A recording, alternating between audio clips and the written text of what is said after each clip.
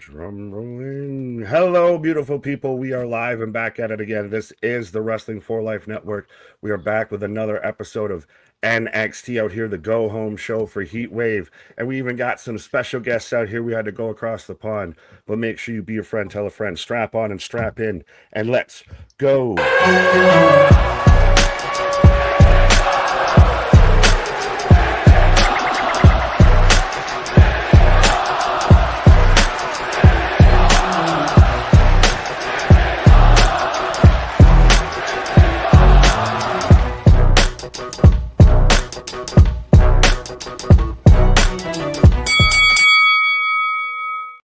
Ladies and gentlemen, boys and girls, children of all ages, the Wrestling for Life Network proudly brings to you its tag stream champions of the world. My brother from a British mother, I still can't even get it right. Everybody's second favorite box, Geek Box. I am Big Nick. How are you doing, sir? Back here, night 2 on the channel. Night 2. Electric Boogaloo. Putting in shift work here now. Yeah. Paying your dues. You're out here. You're Avery Styles. You're putting in your dues. You're paying your dues. Yeah. I'm only moving this chair, though. But yeah.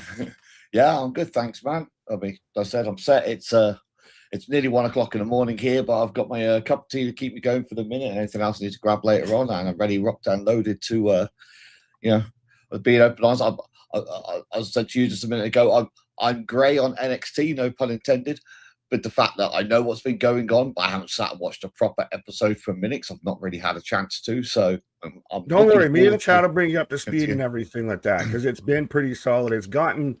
It's starting to get its legs beneath it and everything. Grayson Waller's out there. We just had Zilla Fatu get involved. We've got Heat Wave right around the corner, which actually seems pretty solid. Is going to be out there, part of the triple header that we're here live for on Sunday with All In, Worlds Collide, and Heat Wave as well. But yeah, don't worry. Me and the chat, we got you covered. We'll help bring you along, and I think we'll sell you on NXT. It's been probably the last time we were the Ava Rain era out there. Now you're in the Robert Stone era when it comes to NXT. So yeah, it's like I said, it's been a lot of, I catch it a lot with highlights and stuff like that. It's generally been because when they changed my due stuff for us, I normally getting up at 5 o'clock in the morning for work on a Wednesday, so it's that for trying to think time wise for you guys, so that's midnight over in America, I think. Yeah, so you're watching it like when MLP comes on. Yeah, so it's been it's sort of been it coming on and me catching up with the highlights as I'm driving to work and things like that, or as I'm getting ready for work, just to see what's going on with what. I mean, it's been. I think that the last full thing I pulled in was, luckily, I think the last full episode I did manage to catch was one where Grayson Waller came back. Okay, so there you go. So yeah, no, he's been some of the best stuff and everything. But yeah, no, we'll catch up with the chat right now because, like I said, they got us covered because it's normally Tuesday night yum yum. So all due respect to the misses that I know probably might be hearing and everything, there might be a few more yum. I hit the button, not this man. So there, you can blame me. Be mad at me. But Zach, National Banana Split Day, friends, shout out. J1, what's up, fellas? It was cool watching CM Punk, and Punk just came down to a house show out there, sat there and was getting power bombed, and even got involved with Grayson Waller. Yeah, I did see the cross with that. Well, I sort of two things: that the cool stuff he was doing with some of the talent and talking to him and that, and some people moaning that he let a girl power bomb him because. Apparently, some people still can't get past that concept. He was out there celebrating EK Prosper's birthday after the show went off the air and sitting there getting into it with Tristan Angels. He went down there as old man Punk. Yeah, well, it's funny, is it's they used that term for him a few years ago, and now it slowly does seem to be turning into it more and more as he goes down. Roman said they were gonna use you up, and then we're gonna ship you off to NXT when we're done with you. Oh, there you go. There's step one for you. Right. But Eric, what up? Kevin, I see you. Clay. Yeah, I saw this going around, and initially when I first saw it, I thought it was kind of misinformation, alleged stories and everything, and then I saw it officially came from like her nephew or something. But T's and P's, Dolly Parton passed away at AD. Yeah, I know. It's a great. I saw it about 10 minutes after the family sent the message out to let everybody know, because obviously it's I mean, it's a big one losing Dolly, but especially like the missus is a huge Dolly Parton fan. So it was that I literally, I literally fell down the stairs. So I literally got that thing of I wanted to get to her and tell her myself first before she just randomly went on her phone and saw it pop up. I was well. One, I'm interested that two. It shows that Dolly had such an impact over there too, as well. Was global. But my good lady is not exactly a big Dolly Parton fan, but she was taking a nap when everything was kind of happening and everything. So when she woke up, I did kind of the same thing. And oh, hey, by the way, just so you don't come across it doom scrolling. And she was mad at me for telling her. Like it was my fault. Like I did it. Yeah, no, I think my missus, blessed her, she went through obviously we know she's been ill for quite a while, so it's like we knew it was coming. See, I did not know. Ignorant American, did not know. Yeah, I think it's sort of that, and then it's like over the following hour, I think it just slowly caught up with her feelings of the fact that, you know, because it's someone that Dolly Parton is someone that she is proper. If anything's got, you know, Dolly in it, it's immediately show me, or oh yeah, look at this. So she absolutely loves us, and I suppose like she said to me, like she's like, oh no, I'm probably being silly, getting upset about it and stuff, and I was just like, babe, I was like, remember the day Bray Wyatt died? Remember exactly, how I which was. we just had the anniversary of and everything. Yeah. We were just talking about that last night, but yeah, I don't know if I can say it soon enough yet for how long we've been in the stream and everything like that. But it's a little. My wife's initial reaction was, "We're effed," because you know we've lost Steve Irwin, we've lost Betty White. Shout out Harambe. Now Dolly Parton goes. It's the end of times. The end is nigh. The end is nigh. Yeah. I know. I'll tell you, I actually was like, I read it and it hit me. I was sad about it because obviously I know the impact she's had on people and what a great person she was. It was seeing Glenn Jacobs' tribute actually come up on Instagram. Like he wrote a statement thanking her for all the things she did, because obviously they renamed one of their local hospitals after her as well. Well, the mayor of Knoxville County, Tennessee, out there. Yeah, reading his tribute, that's the one. Then when it struck me, and I was like, I've actually got my own little emotion about that. Mine is fair enough. Well, she was just a genuinely nice person, and that's a rare thing to see somebody that's like never has really any controversies, never like been the hero in a situation. Yeah, it's.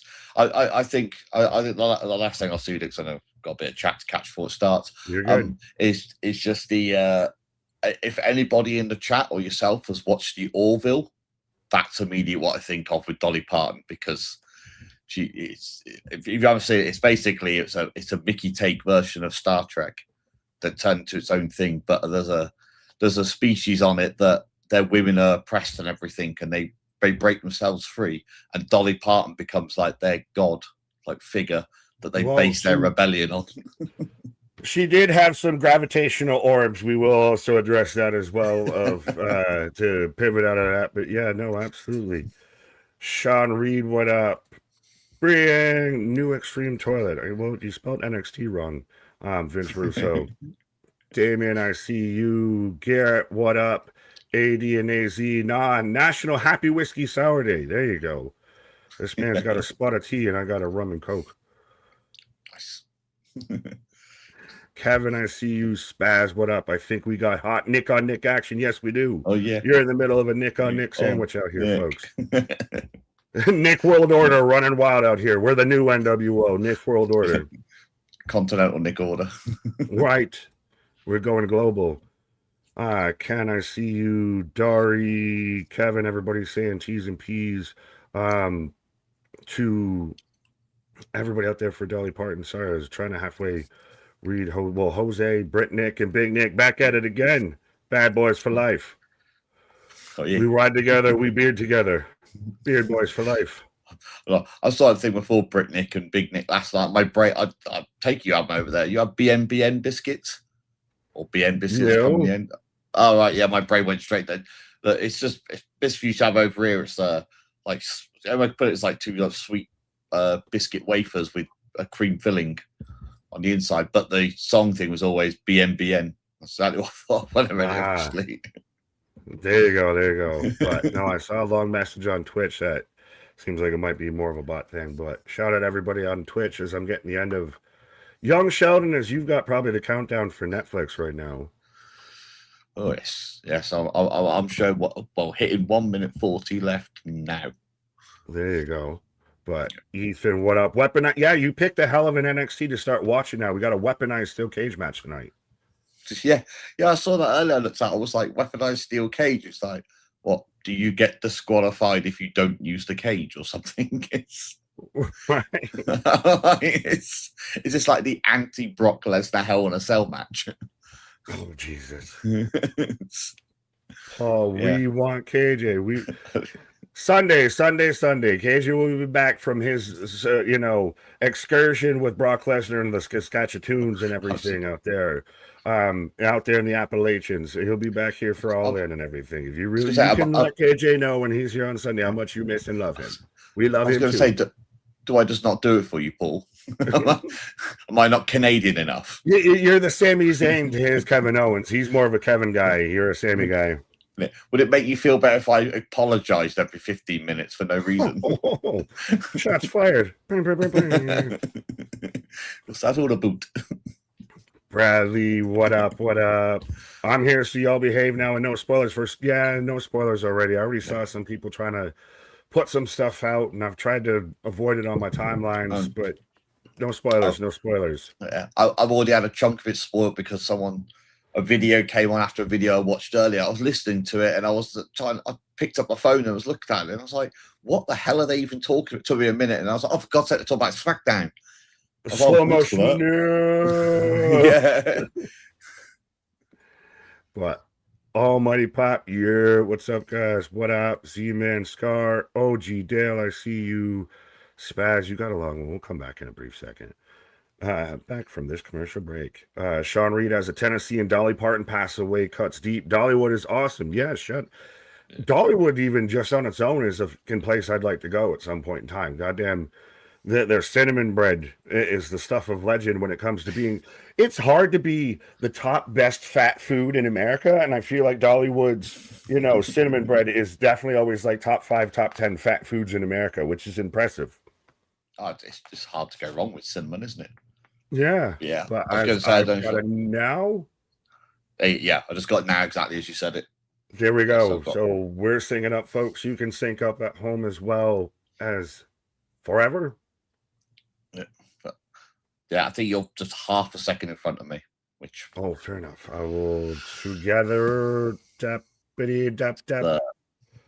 together as I've got the crowd shot. Yep. There we go, folks. We are synced up. You can sync up along with us as we are rocking and rolling on NXT, the go home show for Heatwave out here. Yeah, at least coming on for a go home show as well. That's always a good thing. Well, traditionally it is. I would say normally I criticize WWE for their go home shows, but the way they've been performing over the last month, I'm holding off some criticisms of them at the moment because they seem to be figuring stuff out again. Well, we just had NXT call-ups last night to end off Monday Night Raw of OTM. There was even, and shout out this man on the hustle, already out there. Do the hustle. Dun, dun, dun, dun, dun. Already got reaction videos out for that moment and everything, which might have been a little interesting. I think that's one of the few ones you've made that you were in. Is that that a little bit of a imposter syndrome of I'm editing myself, mate? Yeah. Somebody put in I put on the tab thing for the video. I put Wrestling for Life, and the Geek Box on the actual thing. And somebody commented on the video saying, "Don't you think it's a bit self-indulgence putting yourself in your own video?"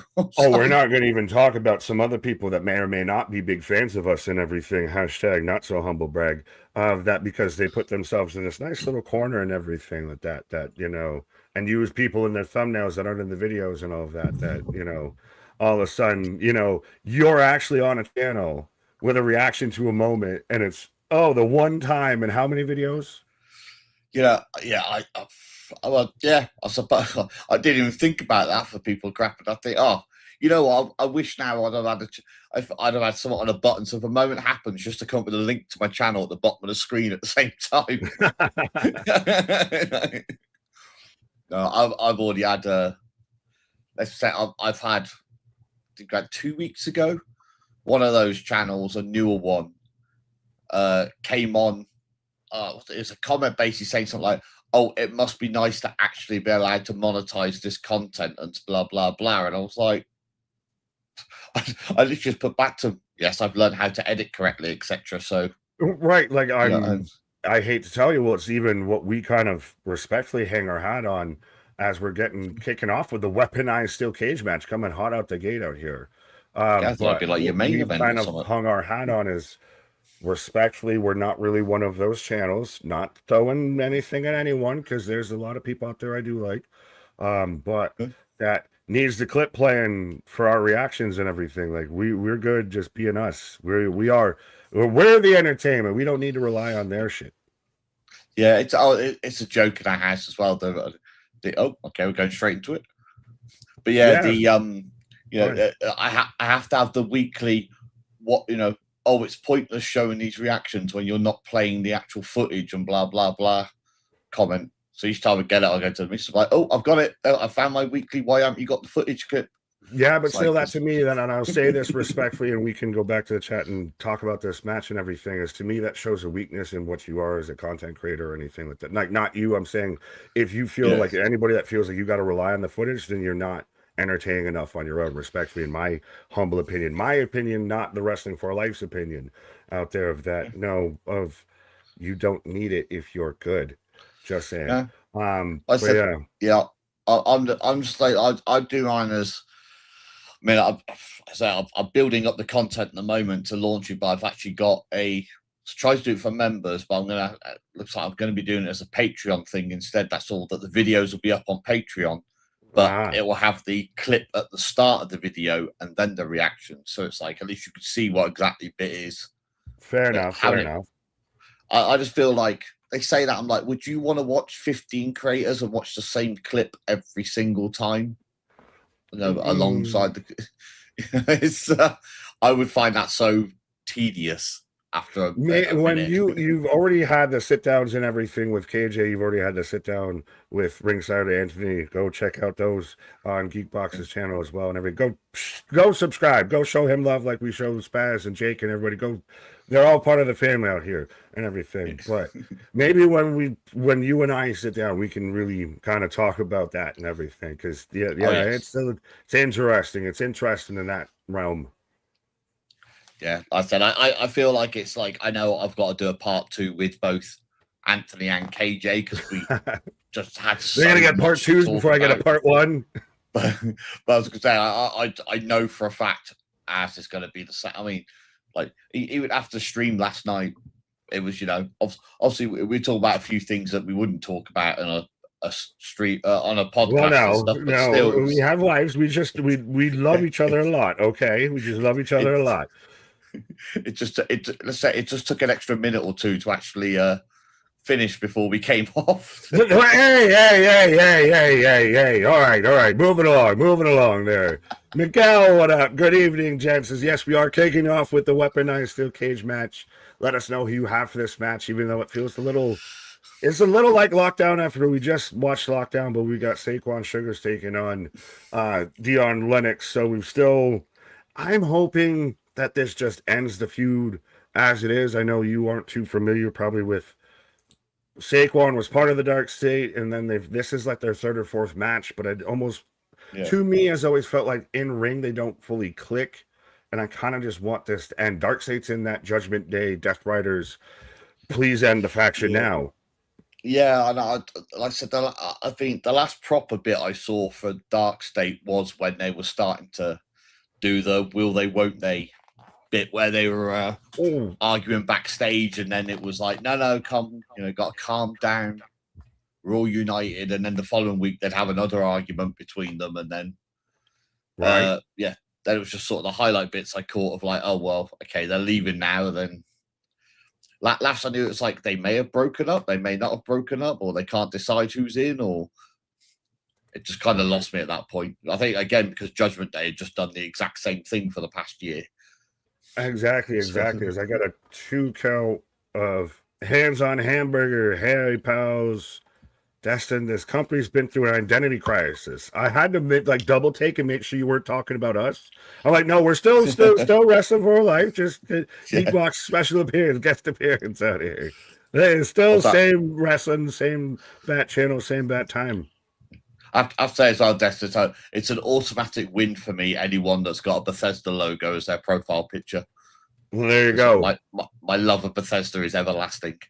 We're making friends out here. We're making friends.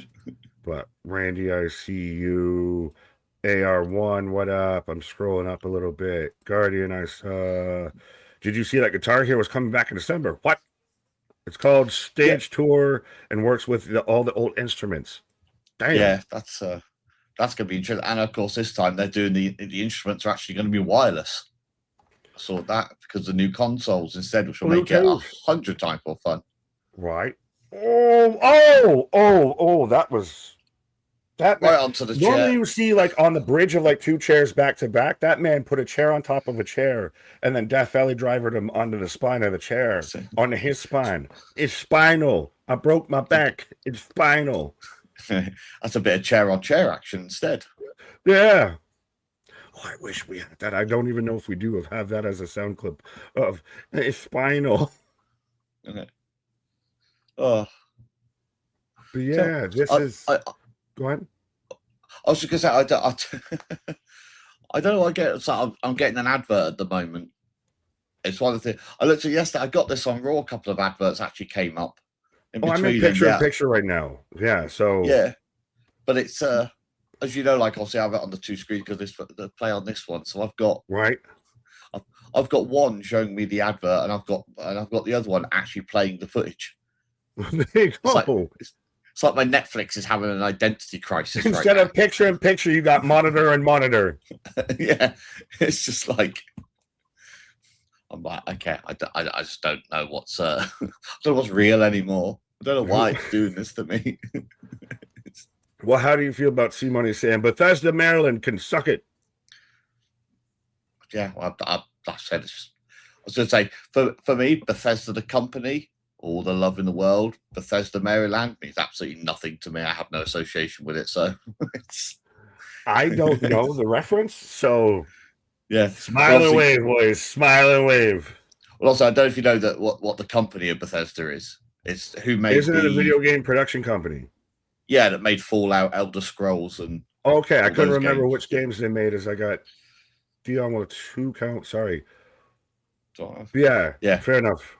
It's a company I've got an obsession with more than one of their games. Well, Fallout games obsession might actually be underplaying it a little bit with both me and the missus. So there you go. But Cherokee George, what up? Kendo stick.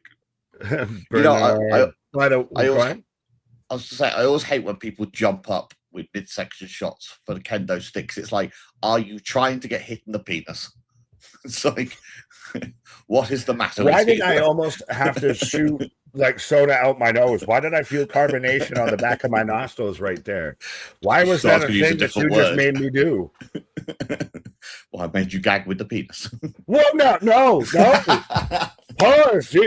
And everybody says I'm the guy that says the wild things. This man, we let him on for 2 streams and he's going crazy out here.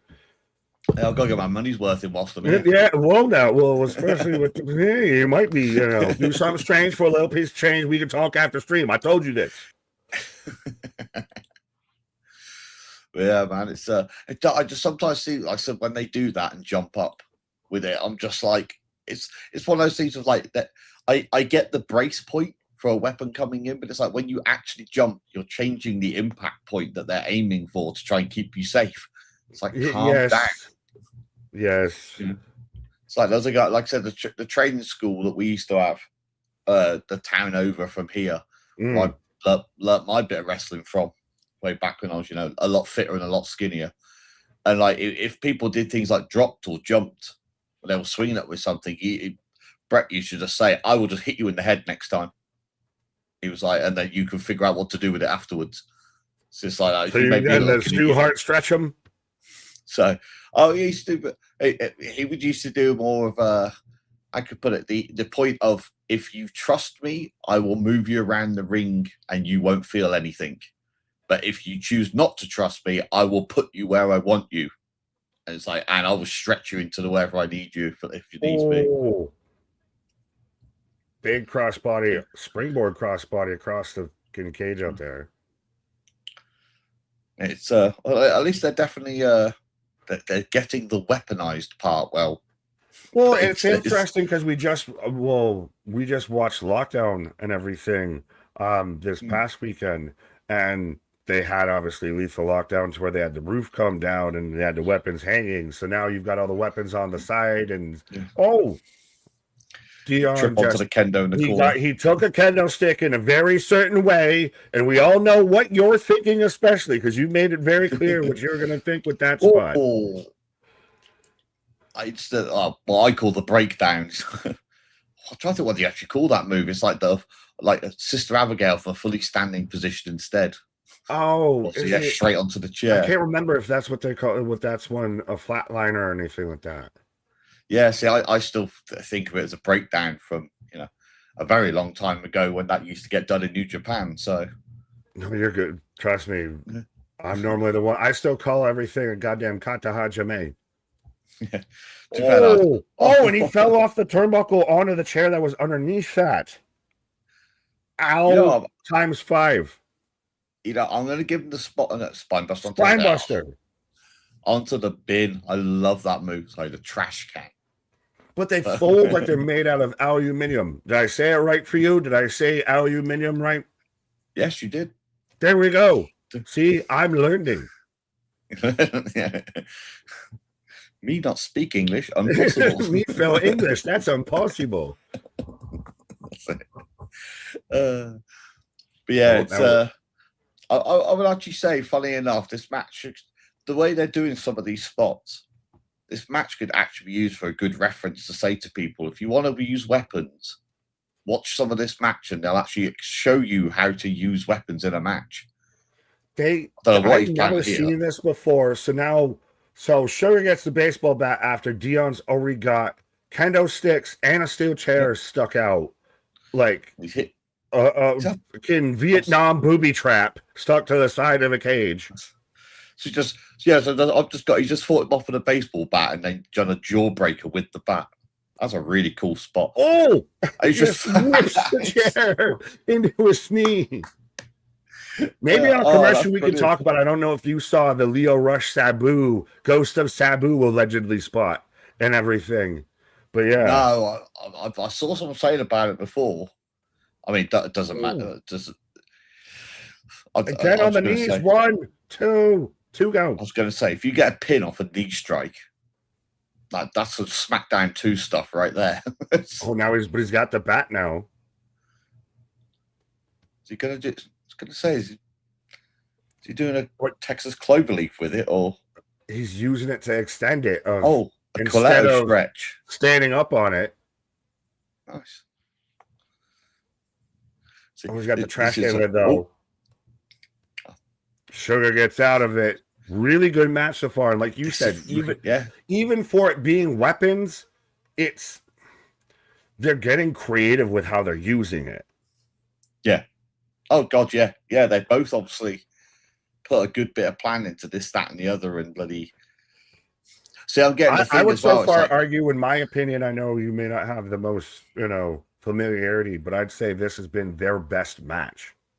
Yeah. Anyone in the chat can agree or disagree with me, but I think these two having this match, and maybe it is just because they get a little bit of that peripheral stuff that they can use, but this has been their best match so far for me.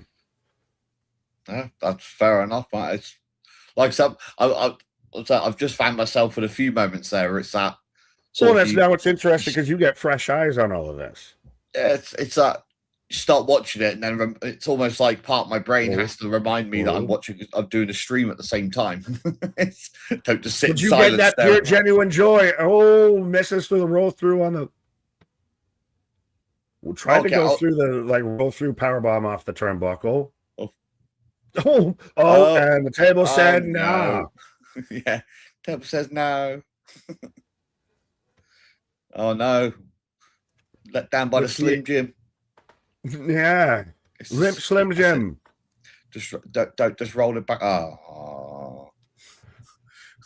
I get why, but I hate when they do that. Something goes wrong. Yeah, and but they he's just still go selling the straight leg. back I'll still to give him credit. He's at least still selling the leg, and Yeah. super kick. Now he puts it on the table breaks. Now the table, that wasn't supposed to happen. That was not supposed to happen. Oh, but yeah. That was 10 Because years he's ago. now going up. So is this an escape the cage? I don't know anymore if cage rules matter. If you have to pin them in the cage or if you have to escape the cage. TNA's ruined cage matches for me for about 2 months. It's gonna say he's on the top. too many. Here he goes. Yes, buddy. I get the feeling that was supposed to be through a table originally. Just a little bit. What a finish. What a match. But even still, climbs up there with, he's already had the knee sabooed with the steel chair, everything. Yeah, it would have been a much cooler moment if he was through a table, but all of a sudden a super kick is the most impactful move on a table that already didn't want to cooperate. But a really good match. Oh, it's great. It does make me think of the thing that Bubba Ray Dudley said years ago when he was like, if a table went wrong on them, he's like, it's like straight away, he said, I'd just get that table and flip it straight over. Go get another table. And he's like, if it fails me once, I don't trust it not to fail me twice. Right. Did it feel a little like Big Show when he like backward steps like through the table? Against Cody, yeah. Yeah, that was a hell of a match. There we go. But as I got Natty backstage, but fantastic match to start off NXT so far. And I mean, a weaponized steel cage match. Can you really go wrong? Yeah, it's belief. I just realized that I was like, I know Natty's been doing work over the last year, but it just dawned on me as I saw her. I was like, I think she's one of the few talents that's had less matches than Brock Lesnar in the past year. No, she's had a few. I mean, she's been out there on NXT and everything like that. She's been, she's been a low-key legend a bit. Yeah, I'll say she's had a few, but think about Brock's over the last year. Brock's had more matches than he's had in the years leading up. You know, you three with Oba. He's had the one, also the stuff with Cody. That was just fair enough. I took it more as a dig at Natty, not a compliment towards Brock. But well, I always say it's a dig at Natty. It's just more one of those like. It's like, she's part of the company. She always will be. But at the same time, it's sort of like when she appears at times, it's like, oh, yeah, I forgot she's still here because she does like a bit and then kind of seems to disappear for a while and then comes back in. I don't really know what her deal is at the moment. I don't know if there's something she's got going on the side or. Well, I think it's also she's getting more probably towards that kind of talent agent kind of thing. Like she's like agent player. A little bit, like say, like a Sean Spears is, of like a couple other people that are in NXT right now are kind of in that position. Like EY is allegedly supposed to be coming back to NXT as a player coach after him leaving TNA. So yeah, it's But shout out to Nisha. Oh, sorry. I was just going to say, I was going to address as well. So I was just saying, I think we missed a super chat a little while ago. Oh, no, I was going to get there. I was trying to read some names. Yeah. I was going to get there. Let me get there. I was just saying, I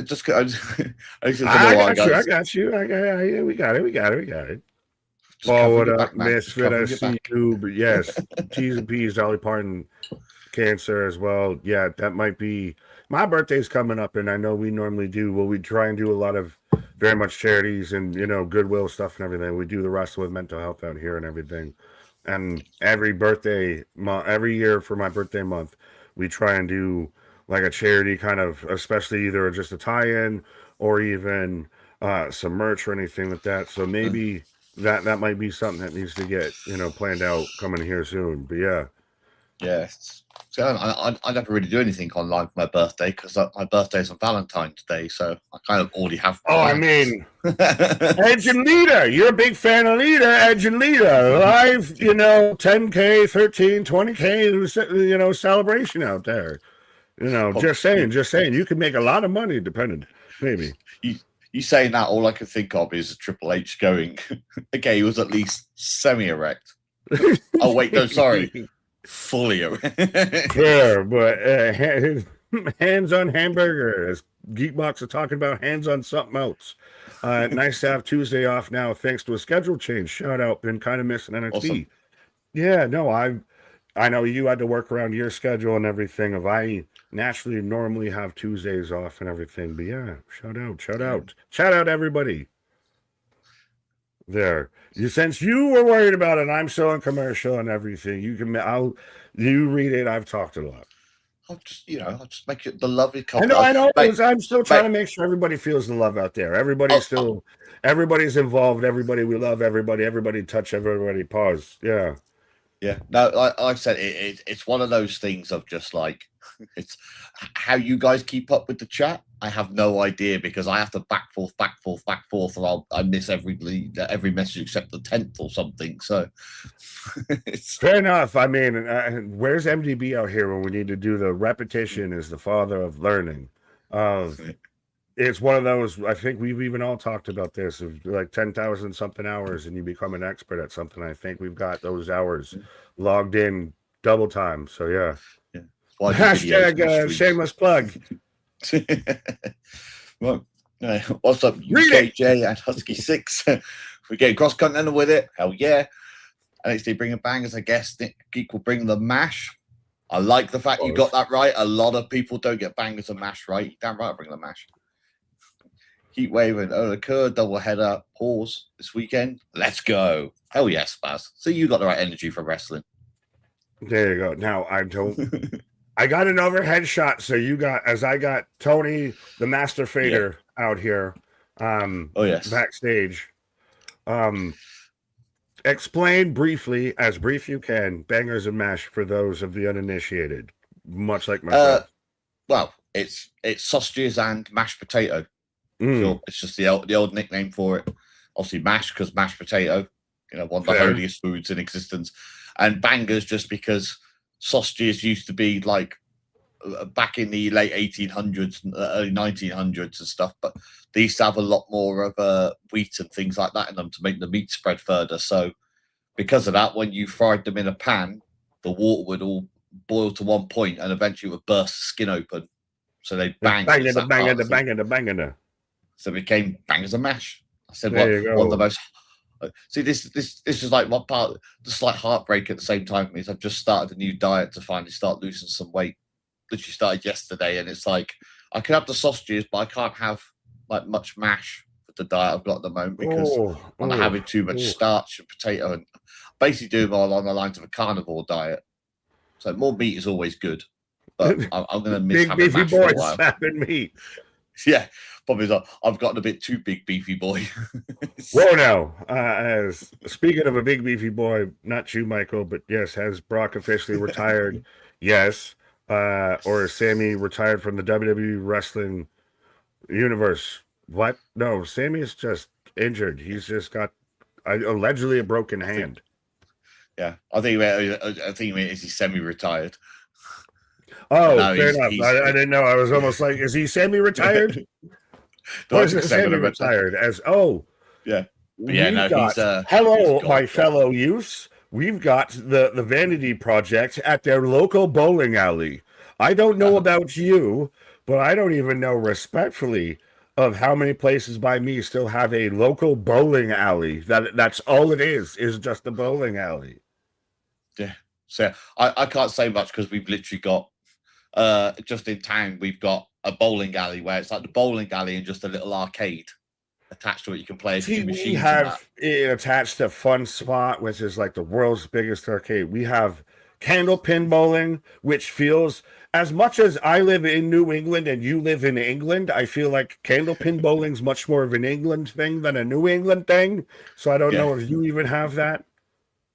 So I'll just say we so I was going to say we have down there we have the obviously like a normal, though it's actually called Hollywood Bowl ironically, but which is just a traditional like bowling alley with your 20 lanes and all that thing.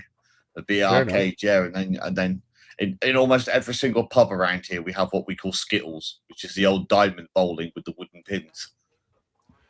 So I was like, do you have or not have Candlepin? Because we have, what we have is you have basically you're throwing a mini cannonball. As we're going completely tangent, is the Vanity Project's talking about how they're going to have all the matches at Heatwave at their your bowling alley, straight like they fresh out of high school or college freshmen. But and it's like a reality show, isn't it? It literally of the real the Vanity Shore out here is what this is. It's like what was that program called? The OC. That was it. Yeah. So like, well, and so you haven't watched this, so you don't know. Oh, we're getting the little slope like I have to do with my nieces and nephews when they come down to visit and everything. But the one dude with the backwards hat, when you see him wrestle in ring, his name's Brad Baylor, and he looks very much like Brad Taylor. If you've ever watched the show Tool Time with Tim Allen, he looks exactly like his son. I grew up on Tool Time. You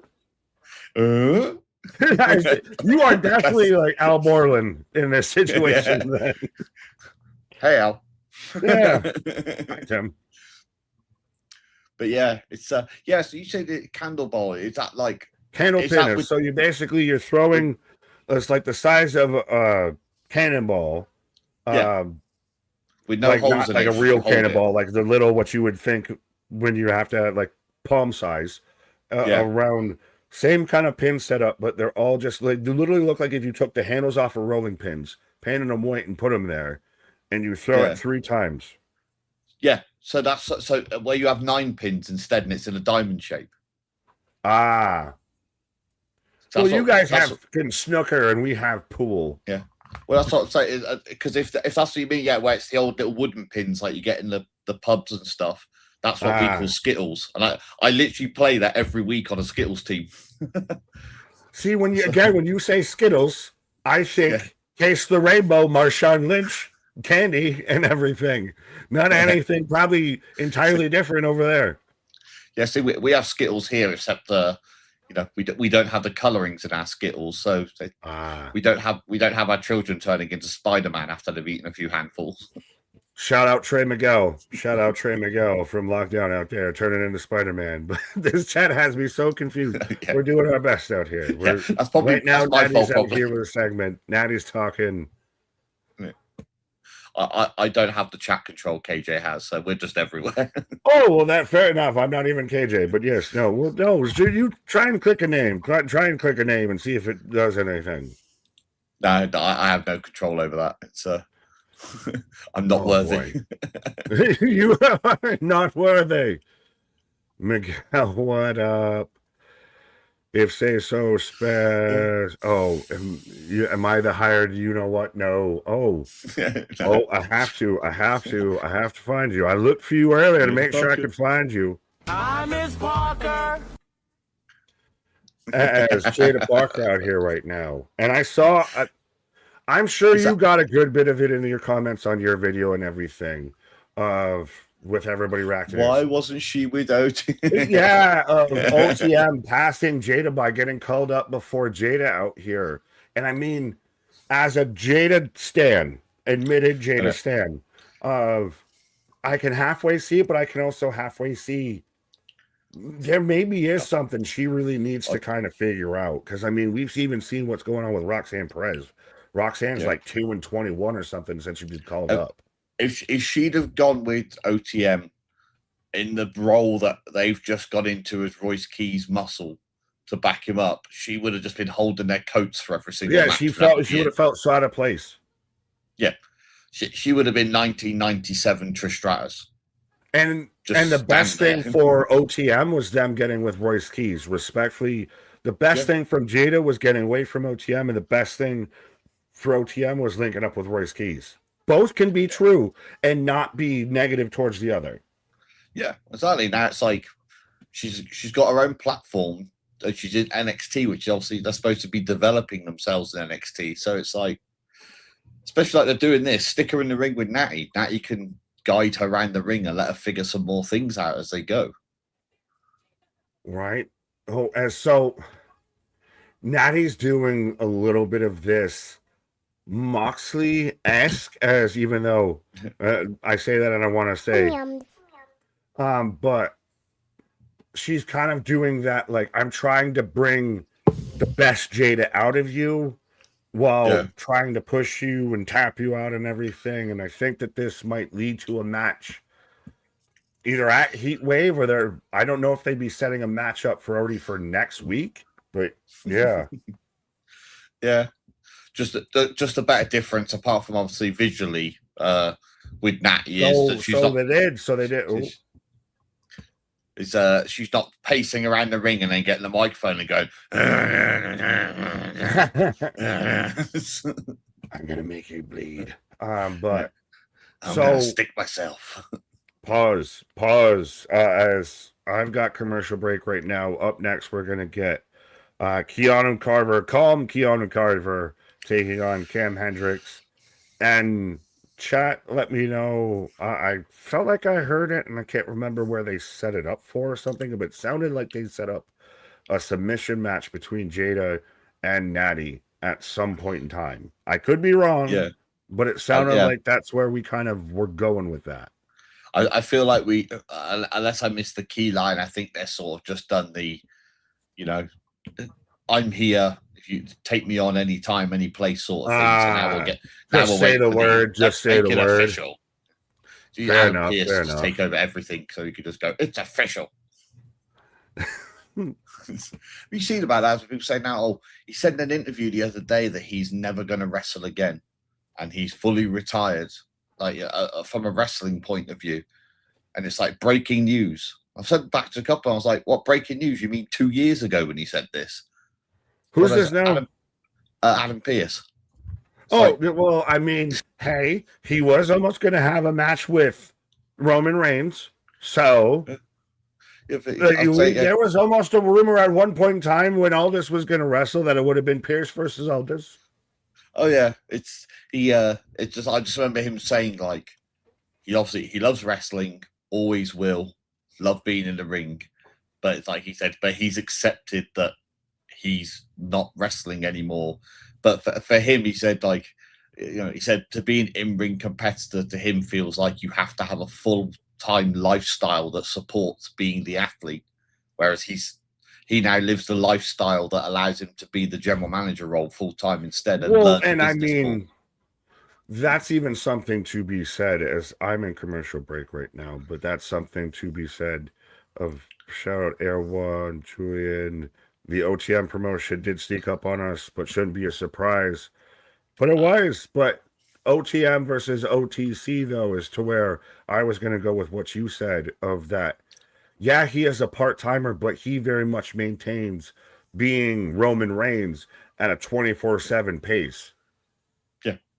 Yeah. It's just, I said, I just, one of the things I'm happiest for, with the Adam Pearce thing is he's one of the few guys that stayed in the business and didn't run out of bumps and has managed to come out of it. Like, he's still in the business in the thick of everything, but he's healthy.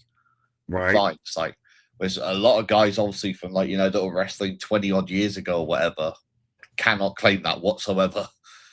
It's like, facts. But can actually geek over here, one of our guys on our Pro Bowlers tour is Richie Teese from Aldershot, Hampshire. Nice. Oh, that's one of those ones we read. It's like, I've seen that name. I know that name. For like 3 hours time, I randomly go, oh my God, I know you're on about now. Here you go.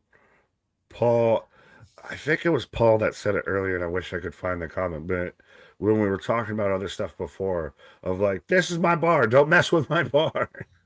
Shout out to chat. But my personal opinion, Jada would have been great with Royce and OTM on a main roster. There's nothing saying that they can't do that at a later date and time. But at that point in time, it didn't line up. It wouldn't have made sense. And I was surprised. It felt like, and I could be wrong, that I was one of the few people in even your whole compilation, one of the few people, it seemed, out of the content creators that actually popped and got excited for the fact that OTM was out there, being the OTM stand for a brief minute out here. They're big beefy boys, and you put them with a guy like Royce Keys, and they look like that's what I've been saying for the longest time on them on NXT, is they look like they fit on the main roster because they got the goddamn size. They're bigger than everybody out here. Yeah. It's just that I feel like it's almost like if you're going to have a unit that just destroys people, Right. then having that. I'll tell you what, a prime example for me with these is with the Hurt Business, where there's times where it's like MVP is a talent like in the past and that, but it's one of those. But sometimes it's like, dude, you didn't need to be there. Just get out of the way and let him do. He's strutting with his stick and that. It's like, dude, just go stand on the ramp or something, and then let your boys do their work. You don't need to be in the middle of the ring whilst they're destroying somebody, getting literally in the way of what they're doing. The Hurt Business has been so misused and abused, and MTV, MVP very much seems like he's got an axe to grind versus a company that he doesn't even work for anymore. That whole situation's a little interesting, but I know. I just find the auto chat I find funny is him saying his accusations about Triple H, and it's like, do you realize that you're like the entire group of you got together and had success and won the tag team titles after Triple H started writing for the main roster? It's like, right. It's like if he was that inclined to pick particular people that he didn't want to promote, you would not have got a tag team title match and gone on an absolute tear when he started writing things for you. So I figure like it would be quite the opposite situation. Well, we can talk at some point about how it's very much been seen lately of the IWC, especially Twitters and everything, like to run with stories that have no basis. There is a certain person out there that I very much we need to address. We need to speak about some at some point in the commercial breakout here. But Heather, what up? Where's KJ? Is he okay? Yes, KJ's out there on a pausation. He's out there taking, I think, the first vacation I've seen this man take, a week-long vacation in like almost 5 years of the channel existing. So, yeah. Oh no! Also, Heather, I did spot it in the chat earlier. To answer your question, I'm from the Midlands in England. That's where my accent comes from. It was flattened out. So she asked another thing earlier where my accent's from and that. So fair enough. I was out here just making sure, like you said, of now you see how professional KJ is. I was like, I'm a big boy. I can do things. Oh, mate, if you weren't controlling things here, we'd be everywhere. Oh, I'd be talking about the North Pole or something. Loose grips, and loose lips. Pause. So Cam and Keanu out here. Let me know who you got of Cam Hendricks, Maxine Dupuis, Bo officially husband, has not really worked out on the NXT. Has been a little milquetoast, I think, is even a term you might understand, of just blase malaise. It's like, but it's what the proper term we use for being a bit vanilla. Yeah. Well, see, why did I feel like I had to put on fucking wares and put on pomp and circumstance because you're from the UK, that you're from Europe. You don't understand just vanilla. Vanilla is too vanilla for you. I've had people some sort of decided to say stuff and they try to correct it because I'm like, have you heard how people talk? Like I talked about last night, chatting after the stream, it's like, but we're not quite as prim and proper over here as people seem to think. Let's not talk about guns here, hey, Sean. I'm literally like, this man went full Cockney out there. He went Tom Hardy out there. I came here for a proper shootout. Don't mind if I use these, do you? Yeah. Man kept talking about apples and pears every time someone picked up the stairs. Jumping on the dog and bone. Yeah. See, I know things too. I can be clever. Pointed head looks smart. Mason Brooks. Now, okay. As Rook. So this is now Fisherman Suplex. Keanu gets the win. Job done. Cam and Rook have had issues. So now this is your, like, not mid-scene, but lower mid-scene And you might actually be more familiar than most of us, respectfully, with Mason Rook, or the artist currently known as Mason Rook. Yeah. How have you seen the translation of your cross translation? Yeah, it's just, like I said, with Mason Rook, I have a hard time taking how to take him as, like, he doesn't really seem to have much in the way of, like, character at the moment. I get that's going to take time because now they're trying to fix him into the WWE style of things. But at the same time, he looks like Husky Grado. Yeah, it's but well, to me, that I think, like I've said before, he looks like the bloke that sat with his mates down the pub watching the wrestling more than being in the ring wrestling. Well, this is why, like, even initially, it was so funny because when he showed up and debuted, of almost in step, me and Vic Joseph said the same thing. I was like, is that a fan? To where he's out there in the black hoodie and everything, and it looks like a goddamn fan. Oh, go ahead. I just read Paul's comment there. Now, did I click it or did you click it? But yeah. It's okay, but I just read it and saw it quickly now, so you caught me off. It looks like your mum. It's like, yeah, I probably have met somebody whose mum looks like that. Same haircut and that as well. There you go. Just need the big apron stood on the stairs at 7 o'clock. Go, get in the house. Cardi, don't worry. I worked with a British guy from Wiltshire that everyone smegheads. I don't even know if I'm going to be okay saying any of that. And smeggy. The question is, do you know a mother that just from? Like closed their robe right now? Yeah. You and your. Well, she sounds awful. Well, it's a guy. So. I'll tell you what. If there's anyone that actually understands where smegheads comes from, it's like that means you've watched Red Dwarf, and that means you've had a beautiful part of your life because that is one of the best shows ever to exist. There you go. It's like, I was going to say, if you've never seen it, Nick, we'll have to literally do like something where it would be literally do it as like a podcast episode or something for fun. You have to watch a Patreon watch along. That might be something out here. I don't even know what I signed up for. Red Dwarf sounds like it could have many different meanings. Out there. It's a complete slaps comedy based on in short, they're in space. If you saw a picture of it, you'd probably be like, I've actually seen that before because it's got Craig Charles in it, and then they've got a guy in it who's a hologram that's got a metal H on his head. So you're probably seeing for you got Crichton the robot that's got like a 8-pixel looking head. It's just so funny. I'm normally used to the orange dwarf, not the red dwarf, but no, trust me, that's something that might need to become a members thing or a Patreon thing or whatever.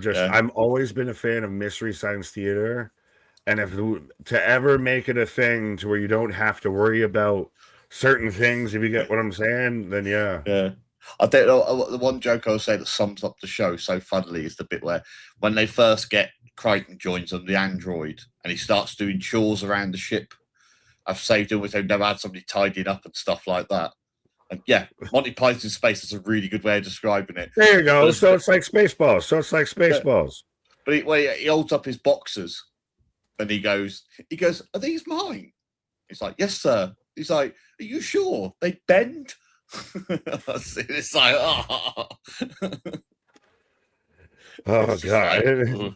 Now you need to see Spaceballs and Spaceballs 2. Everybody's out here with just movie recommendations. Anthony's still got to watch Austin Powers. KJ's still got to watch Always Sunny. Everybody's got to watch everybody. Everybody's got to watch everything. You know, I always remember the original Spaceballs. The bit that absolutely killed me the most. First I watched it is when they get the cassette tape and they watch what's going to happen in the next 10 minutes. They watch them shows as it happens. Yes. Oh, that absolutely always. Either that or when he's like, he's an asshole, sir. Well, I know that, but no, sir, he's an asshole. So I'm an asshole too. I'm his brother. It's like, who here is an asshole? Hi. Well, I feel like Spaz might be talking about a few of those people with their super chat up there saying, Imagine SRS going hard for Judgment Day when Death Rider's Callis family, Inner Circle, the conglomeration, and the elite are right there. Oh, trust me again, he's not even, the top guy that I want to talk about when it comes to certain people that are just spouting off saying nonsense just to say nonsense. And I know I'm one of those that normally does it, but I at least don't try and pretend or portray that I'm a journalist or anything more than a personality. I'm more just somebody that put on a microphone. Yeah. But I- yeah, SRS has Wow. been out there again, up to his goddamn stupid, weird parasocial, like, oh, I'm trolling to troll you because you trolled me, trollception bullshit of acting like he's Oh. gonna fight somebody. And it's just, We've got our bro, we've got our act own name fucking for him. like your age. Like, holy fuck, you're like my age. Act like an adult, please. A little bit, a fucking little bit. So I said, yeah, that's just your language, but that is literally why. Between me and a few other people spoke to wrestling as well, his name is literally Sean Ross Shat. Yeah, oh, trust me, it's spiteful of. I sat there. I just more question what this man said and how he responded to some people because it's been a thing and we've talked about this. Most people probably even in our chat. I'm sure all of us can relate. We've all on the channel related to it. The man will sit there and just slide into DMs and just be all weird and everything and like searches himself. Like that's the thing is what even I responded to and what said. He had already blocked the person, so he wasn't tagged there. I didn't tag the man, so he vanity searched his own name, and then all of his fucking coworkers came in like the goddamn spider webs and everything, and tried to fucking stick up the ballyhoo and everything, and just got sent down because they acted like they got involved. Like what the? It's I've had one reply to him ever for something he replied to with Twitter. And saying about, or what makes you saying about some show, said, what makes you think that instead when blah, blah, blah. And my response to him was just, because I watched the whole show, not just the highlights, and pretend I watched the whole show. Yeah. His big comeback was, you follow me. And? Yeah. And? I said, his stupid crap before, I just ignored it because, it's like, if one to deal with children, I'd be a school teacher. But CM Punk, I'm old, I'm tired, and I work with fucking children. Yeah, exactly. It's my only line when I bit back a few times with him on other stuff was then when he started going after streamers for like how they were reacting or what they were saying about wrestling and like doing the whole like, well, I'm a journalist and you're just a fan that's recording yourself at home. And it was like, I literally I'm gonna come back to and said, dude, buying yourself a chair instead of a stack of boxes to sit on whilst you record yourself doesn't make you a journalist. It makes you an asshole that thinks they're a journalist. It's like when you start attacking other people for having a passion for wrestling, it's like, just go screw yourself. It's like that me. I don't get this whole. This is why, again, we try and be the WFU out there, and I can find that real quick out there, but why we are the WFU instead of the IWC out there. 100% out there. Watch the shows, talk about it, be willing to have the discussion and embrace the conversation about it instead of like, I hate, toxic fan bases while encouraging toxic fan bases. Like, no, we're out here literally cross-continental, cross-platform, cross-conversational out there of how can we talk about all the wrestling, get every opinion and come together right now. Like they're saying it, got talk for. There's a beauty in people that don't agree with what you're saying because that's how conversations begin. It's like everyone has to agree, right? Well, speaking of things I could agree with, those Arias coming out, so that's always a highlight of the NXT for me. For sure. I don't know why I got so excited. I started to forget how words work there for a minute, but yeah, no, Zarya taking on Callie Armstrong.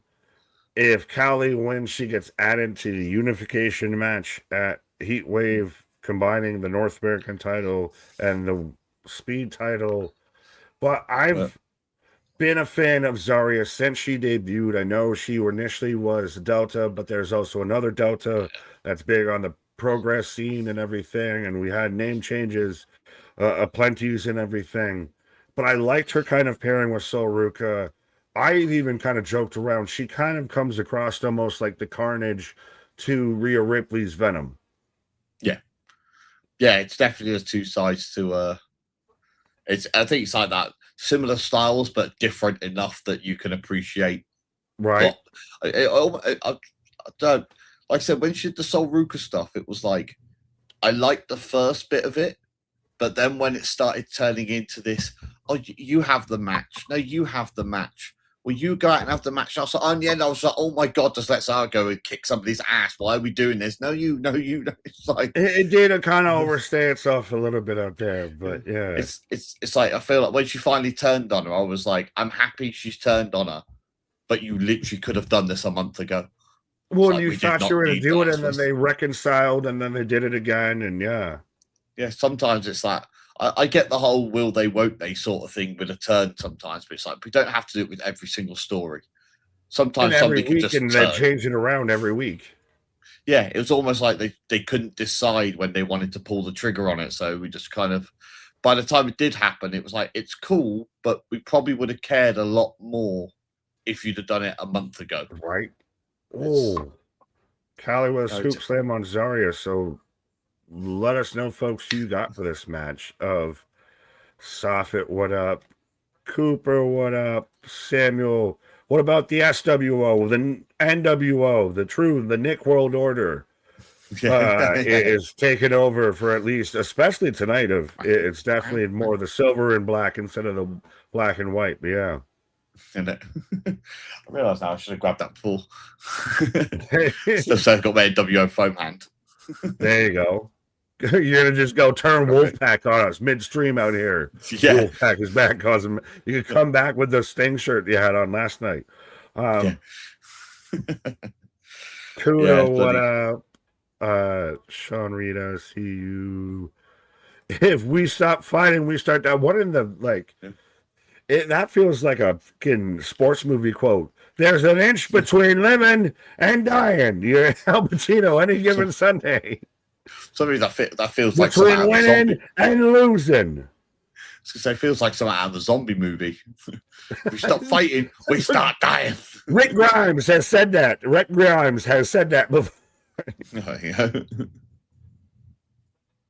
But no, shout out Ken, shout out Paul. I really like this, and I think this match is kind of your future for your North American title scene, your women's world title scene on NXT.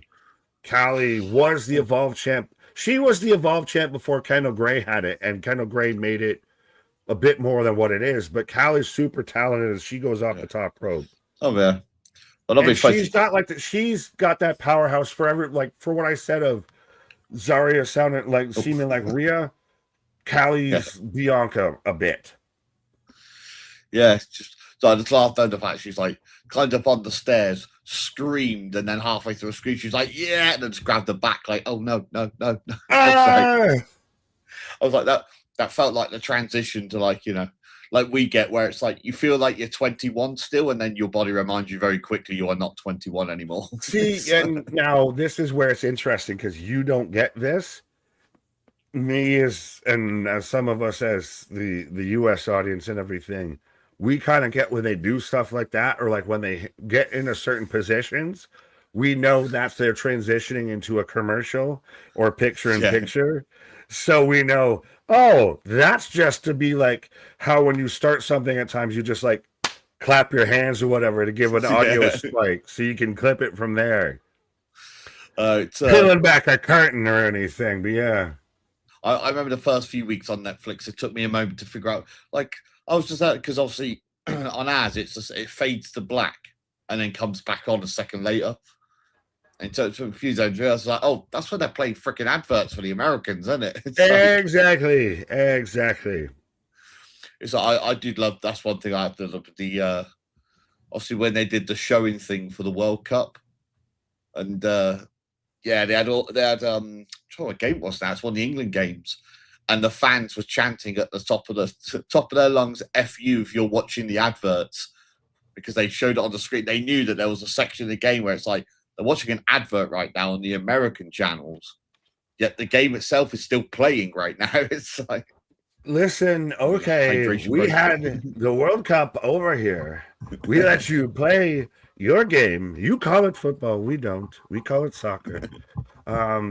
Yeah, no, I didn't even know that. I didn't. Well, random thing is we're in picture still. Did you see it? I don't know if this might even hold water with you or anything, but allegedly, supposedly, Will Ospreay's all-in attire set to pay tribute to Team England's 1966 World Cup victory. Oh, nice. I didn't know. Oh, I thought you were sitting there. I thought you were doing like the John Travolta. I'm about to slick back out here. Yeah, you get that right. We won it in 1966. When has America ever won a World Cup? Never. Exactly. Yeah. Just funny.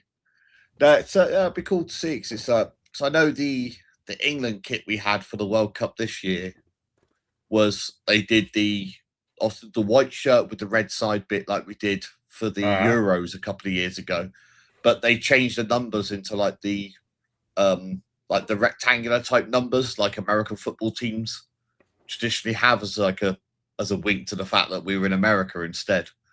So same as they had they had the number because obviously normally we only have the number on the back of the shirt in a football game, but they did it where they had the number on the front as well. And apparently it was I know it was some crossover thing. It was the England kit, but it was also a tribute to one of the milestones in American football history as well. That was one of the teams that had the same red numbers written the same way on their shirts. So it was like a fair wink enough. to them as well. I was literally halfway as we come back from the action of was like, can I pitch you an idea for a video as long as you do it on our channel? If you do it with us, because I'm going to give you the idea. No, of European national teams compared to like what word association, what wrestler are they? You know, Team Italy, Yeah. Roman Reigns, whatever. You know, Team England, be Pete Dunne. Yeah. Yeah. Yeah, I said first, so if he doesn't, I get a percent. I get a percent. That's how tariffs work. That's what they've told me. Zarya, Callie, Armstrong, who will win? Did Zarya win and keep it a singles match? Or does Callie win? I know you're going in blind, but here, blind box opening. Who do you think wins? You have the most impartial. You're the fresh babyface opinion out here. It's like, I want to say Zarya because I generally always get behind Zarya because of the love for her. But at the same time, WWE now has a much bigger habit of where they can add people into a match, they will add people into a match. Fair enough, fair enough. And I mean, it does many talents. It is something. It is a kind of pay-per-view debut for Callie, even if she doesn't win. But it also gets a little odd at times of if you add someone into a match late, does it feel like they have to win? Because why else would you add them? Yeah. It's I mean, I suppose it's how they do story development, isn't it? As well, it's that sometimes you can kind of get the branch them off that they keep them in that picture, so you can branch them off into another story off that. If you sort of like what they're obviously trying to do with Sami Zayn at the moment, off the back of the Fatal Four Way. Two count. Oh, you know, we're not going to talk about that. We haven't talked about that. We're not giving away anything for Friday Night SmackDown. We'll be here for SmackDown. I'm not even trying to do the voice, but we'll be here for SmackDown. We will. They say I will be. I will be here. That's fucked as well. Hi, Heather. Oh, yeah, hi, bye.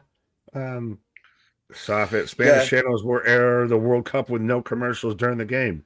It's all about that American dollar. Money. Money. Like I said, I think the rest of the world got exactly the same thing as we always normally get, where you get adverts at half time, but they're the normal. Hey, but you liked when you came over and had our food. Spear! Nice. Sorry, with a big ass spear. F. Roll through. Why would you go? Callie wins. Callie wins with a sneak through, roll through, but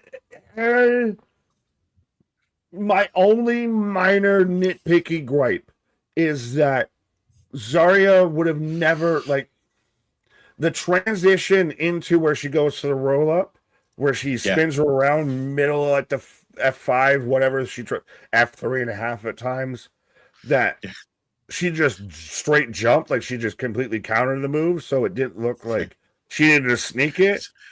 It's almost like let me give you a hand here. Let me just. Yeah, it's one of those, like I said, I understand fully. It is super nitpicky. I tell you, I'm like that. I hate when they do the spots where bloody, like I always hate when they do the when they come off the top rope to reversal, but they just jump completely. The top rope, nothing. The top rope, nothing. You just jump into nothing. Yeah. It's like, what was you planning to do? What were you going to hit if you landed that? It's like, well, he had that. There was a match in. Yeah, it was AEW. I was trying to think if I was saying that as a reflex or that one where he jumped off the top rope and the other guy he missed the spot, so he just jumped and just landed on his feet in front of him. He just looked at each other, then he kicked to a DDT. Mossy thing to where he rolls in the ring to land on his back to take a splash and everything. I still think the best one for recent memory for me is freaking Jericho with Don Callis. No. It's like, why didn't you just go over to him and go, look, mate, if you want to go over there, and then I'll come over there, and then, when the referee's not looking, even though he is looking, it's like, what? It was literally like, you managed to top John Cena in announcing what you're doing next. Right? As we got a whole bunch of, I don't know what we got with Ren Sinclair, Kendall Gray, who's got the bum ear, the Evander Holyfield ear, second Tyson reference tonight, of the busted ear, and then random NASCAR CW driver didn't catch his name, even though NASCAR was just in my neck of the woods this past weekend out here. But yeah, what I picked up for that was the official saying you've got to be careful taking your bumps, and then look. Person, there's the guy. You know the guy. Yeah. Here's the guy. But if you don't know him, then you should. I thought that was for the title for a second. Good match and good win. Yeah, not for the title, but yes. You know, if that was for the title, I would have been cursing. You'd have heard me slap the microphone. Right. Beat Zarya for the title and a roll-up bin. I'm throwing a strop straight up. Yeah, no. Now it's going to be a triple threat match at Heat Wave, and Spaz. I'm going to do what we call in the business, what we say when we're doing business deals, because I'm a businessman, is with the MJF and the Battle Royal. I've had some thoughts, I've had some ideas, and I'm going to be here tomorrow night for the go-home show for All In on with Dynamite out there. However long it may run. It might go till midnight for all we know. And everything, but I will be here and I will have my thoughts and my opinions on MJF. And as we are in commercial break, again, keep sliding into the voice. I hear it too much. But I know we kind of briefly talked about it on Monday, but I don't know. How do you feel about it's Omega Ospreay instead of MJF Ospreay? I think anytime you say to me you're going to get so-and-so instead of MJF for a main match, I'm immediately going to have a negative outcome on it. Because you know how I feel about MJF. I still, even though they seem to be trying to dilute him for some reason, I still feel like MJF is the heart of AEW. And the fact could he still, and I'll say this because I've been talking about this, and here, scarf carrying member of that, could it still end possibly to where Ospreay wins, Ospreay beats Kenny, and we have all of this, and Kenny even I knew I needed to push you. I'm doing it as greedy as I can as Kenny. To be how talented you were, and pulls him away from the Death Riders. Maybe we even get the Death Riders show up. But if MJF somehow, some way, even wins that battle royal to where he gets a title shot at a future date. Could that date be later on that night? And screw you. We're sending everybody home on the biggest sour note of MJF shows up and just beats Ospreay after he's gone through this war, and just, I told you I was going to be champ when we left here, and it's going to be a thing when I leave here. Oh yeah, if they did that, I would be more than happy with that, shall we say? And that's the thing as well. You want it to be with that as well, and not just I'm going to come out and challenge you. Find a way to make MJF the biggest dick in 3 months' time. MJF versus Will Ospreay. Yeah, that's the thing as well. It's like, I feel like now with like MJF as well, it's almost like they've forgotten that they made their money off MJF just being an ass. It's like, it's almost sort of like, you can go out there and say something if you want, Max. I'll give you 30 seconds on the mic, and then you just got to stand there and be made to look like a bitch by whoever you're in the ring with. I still really question if he's actually injured or not. They do the advertisement for 2 cars at Daytona. They're doing Daytona. It's like, if they did it as well, it's like I would also want as well that he's got the match and have him come out and just smash him straight in the face with a diamond ring. And when he's then lay on the floor trying to recover from the cheap shot, then it's like, oh, by the way, you've got another match. And it's like, right. So basically it's like, oh, everyone's having such a good time. Yeah, screw you. That's everybody's. Yeah. Well, imagine everybody celebrating, all the little fucking pomp and spooters and everything, and then all of a sudden, dun. That if you want to be down with the devil, Max, if you want to be the devil, you rip the fucking heart and soul of a nation right there. I feel like don't even give him a chance to pop for the music. Just have him come out from the audience or something and just slide in and just hands it to the referee. That actually might even be better, because then it's everybody's holy shit. Yeah. Because then he goes, well, we can come out at the next show and be like, it'd be like, I look at all your little faces full of hope. It's like, oh yay. And he'd be like, yeah, I don't care about you having hope and being happy. It's like this. This is all I care about. It's like, this is what matters to me. This is, I told you I was the one real champion, the last real champion. Yeah, that'd be the whole, I'm here to crush your dream, crush your dreams. I'm not going to be the devil. Be this sadist, be the top heel, be the bastard that's out there. Fire me, you King Mark. Fire me. Yeah, it literally feels like coming off the back of the Adam Cole storyline ages ago. Once they turned a babyface, you couldn't make him back the same way. But that's the thing. It's like, if they just went, okay, over the next couple of weeks, we're going to do X, Y, Z. Or, I mean, what annoying with that is they should have... Z for those not from the UK. They should have done a sympathy angle for MJF, where people were like, you know what? Yeah, we got to see through all that. Adam Cole screwed you over when you were trying to do the right thing, and be like, yeah, let's get behind him. And then when you've got somebody who's like, I will stand beside you because I think really you're a good guy at heart, then that's the person that he turns on. Then he's like, what are you on about, you jackass? He's like, I don't care about your feelings or your sympathy. Should be like, I care about the title. That's it. Like, it's like you flick him back immediately to who he was before.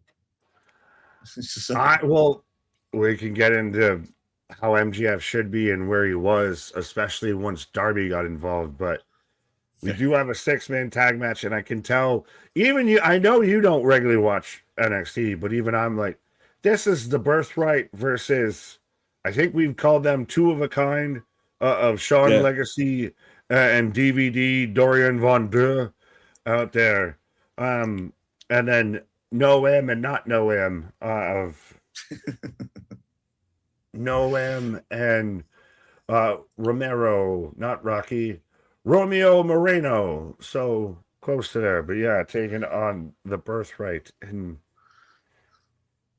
in a lot of things that are just things to be things at this point. The most Neil deGrasse Tyson explanation I can give for this is it's things to be things. Yeah, it's just so I like the concept behind what they're doing with Birthright. It's that thing of like if everybody knows who you are for this, that, and your like lineage from stars and that. So they started, but it almost was like, I know they did like the whole thing of where they put Regal back in the ring for like a whole 2 seconds. It was going we're doing this him whole and Finley were out there for kind of the ghosts of Christmas past out there. They were the Obi-Wan and Anakin, or the Obi-Wan and Yoda, showed up as the ghosts for the Birthright.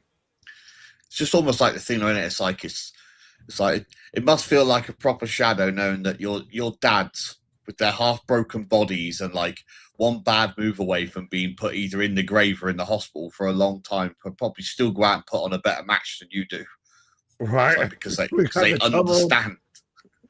Well, and then even there was still the discussion at some point of, was this going to be a thing for David Finley if they thought that they were actually going to sign David Finley, and now they're like, well, fuck, we made this, we got to use it somehow. Yeah, so I mean, it's like it's a good concept to have into it. I mean, I've said I only follow it lightly, but it almost feels like it should be. They kind of missed the opportunity to have the characters be a little bit like, you're beneath us because we grew up in this business and you people didn't. Like, but they haven't came across serious or anything. Like, the only person who halfway has is Charlie Dempsey, and even then he was kind of wasted away and washed away. Not Margaritaville, but with the QPC, the Quarter Pound Catch crew out there of Brogan, of Uriah Connors. His claim to fame was he was the knockoff Chase U before Chase U completely got released. So he has nothing to stake a claim on. Lexus feels like he needs to just be Brian Pillman Jr. at this point because it's not working. And then you have Stax and Ariana, who Ariana's big claim to fame. She's been the biggest. She's won the most and done the most out of this entire faction when she was TNA Knockouts champion. She's been the fucking leader of this faction this whole time. And it's just, I feel, I mean, one of the things I know, they said they played around with the idea that they were going to have Regal as like their actual manager, and they were going to kind of run it like an Evolution sort of deal. Where it's like, it's like I'm the veteran controlling what you guys do. So when they go to do stuff, he'd be the one to either like, go get them, or he'd be the one saying, no, come on, leave them alone. See, no, if you're going to do Evolution as a mystery, you do Cody Rhodes, Paul Heyman, Braun Breaker, Bronson Reed, and I don't know who the fourth person could be. If you have everything that we saw last night with the contract signing, KJ and I, like KJ's thrown it out there, and I've kind of agreed if Bronson Reed could get involved in that match at Sunday night's main event. Cody throws out the Heyman line of, if you want to do an Evolution as a mystery, that's a little, or is that a Four Horsemen? Seeing how we're kind of the Four Horsemen of live streaming out here, but I don't feel the Cody thing, because obviously people said about the Heyman connection stuff, but it's like, it's almost like we've had his whole promo. We said that's not a prediction, that's a spoiler. Like, that's you of all people, like not you, but even Cody, you of all people should know that's a Heyman line. Yeah, I think it's almost like at the moment we've exhausted the Heyman randomly joining other people. We need more time in between, because we in that little space we went from, he was with Roman, he was with Punk, he was with Seth, he's with Division. He went back with Brock. It's not a shock at the moment if Heyman randomly joins someone. Well, I will say this, that if you're going to turn, as I've been a Cody denier out here, if you're going to turn Cody heel, you almost have to you have to make sure you nail it, like the Hogan leg drop and everything. Like, you can't John Cena heel turn Cody's heel turn. So I don't think they're going to turn him anytime anyway, because for the main reason. So then why drop the Paul line? Yeah, but I said, but he's been doing for the last since the start of the Cena feud. Can I say a catchphrase that will get me over? Easy to find, hard to beat. Yeah, it's just like, he's been doing the dressing with, he's had more black on his clothes and all stuff like that to get people thinking that, look, it's a sign that he's turning heel. But reality, it's like he sells more merch than most people. Every show he's out there with the kids and doing the announcements, and I think a lot of people get caught up in what you see on Raw and SmackDown is about 10% of what each talent actually does now when they're at the top. And the other thing is, I feel like if you're going to turn Cody, you have to make him a proper white meat baby face. To the point though, that when they do turn, like there's no sign of darkness, and then they suddenly turn, and it's the shock. Whereas Cody's almost doing that. He's trying to walk the line of I'm a good guy, but I'm trying to act tough and like I don't care now about X, Y, Z, and teasing that he might be willing to cheat or maybe not to get what he wants out of a match. You honestly, to me, cannot deny that there's been some sort of damper on public perception of Cody Rhodes and everything. That, like, yes, he may pop the kids, he's John Cena, but your regular fans, like, we've been out here advocating for quite some time. I don't even honestly at this point care if he's face or heel. Just keep him away from the fucking title. Just give him something that is not straight main event to deal with, and then we can talk on whether he needs to be heel or babyface. Keep it. DVD. He hit the corner like that DVD when you're waiting for the thing to load. He finally hit that corner of the big old fatback TV out there with that dive. What the? Have you ever seen someone hold up, like sink down on a frog splash? And that was... He like cut it short instead of extended. He like retracted. Yeah, he's like, he had to stop his knees from coming down. Right. Sneeze. Hachu. God bless you. No. The new son of Haku out there. Geekbuck. British Nick, the new member. He's replacing Tongaloa. And he'll batch half as less. But yes. Yeah, freaking. Yeah, I know. That's the thing. It's like, it's hard to know what they should do with Cody. I'd say because, like you said, it's just it's just so tiring now watching constantly be in the top picture of things all the time. Yes, with Cody, Swanton from Brogdon, Spanish Fly from Legacy, but all the it's one of those that, as everybody's taking out everybody, but it's getting to where almost like, I like that there's the shakeups, that offends the Gunthers, that Randy's back in the picture again, Punk's out there, Kevin Owens, Sami Zayn. Like, I know we're a ways away from Elimination Chamber, but I feel like we could get an Elimination Chamber. Like, I'm almost, could we ever get another Armageddon War Games, or an Armageddon Hell in a Cell? Say at a War Games. Yeah, it's exactly, it's that. I think the breakdown's just wrong on some of those things at the moment. It's like the Randy Orton Cody feud should be one of the best feuds that we have in a while, but because I think because we're so drained of Cody right now, it's really hard. Because we just had it with Pat, so we're just running it out. This is Pat Light. Pat Light. Yeah, it's just it's hard to give a toss basically. Well, speaking of giving a toss. Your fellow countryman there, Patrick Dempsey. Yep. Patrick Duffy gives a toss to Noam for a 3 count right there. Oh, yeah. The son of Ringo. And it's like people say that, Child Dumps, like, yeah, but he's a really gifted technical wrestler. And it seems that it's like, yeah, I should think so, to be honest. If I grew up with it, you just woke up like that. I would expect to be able to wrestle without doing classes. It's like, what is Bret Hart? What is Bret Hart? What is Owen Hart? Yeah. Chris, we need to start sort of Hell in a Cell. I don't even know if that's one of those that I want to see the feud, build to it. I just really find it interesting that we're getting like the world title scene, especially on SmackDown. There's like 10 people that you could name as a challenger. I feel like we're struggling. Like you've got LA, Solo, Roman, and you've got the tournament that's probably going to be Penta. That's about it. That's your list on Raw. SmackDown's wide open. Yeah, I feel like almost like if you're gonna like roll to like the 6 or 8 man Hell in a Cell match or something, they said like the old Armageddon thing, it would have to be. I think you'd want to set the people up for it, and I'd want Obafemi to be the last one announced for it or something. So it's also you can build do it and one then of be those like, that's like is even you do a gauntlet, you do it, introduced or anything like that. I mean, I think you do.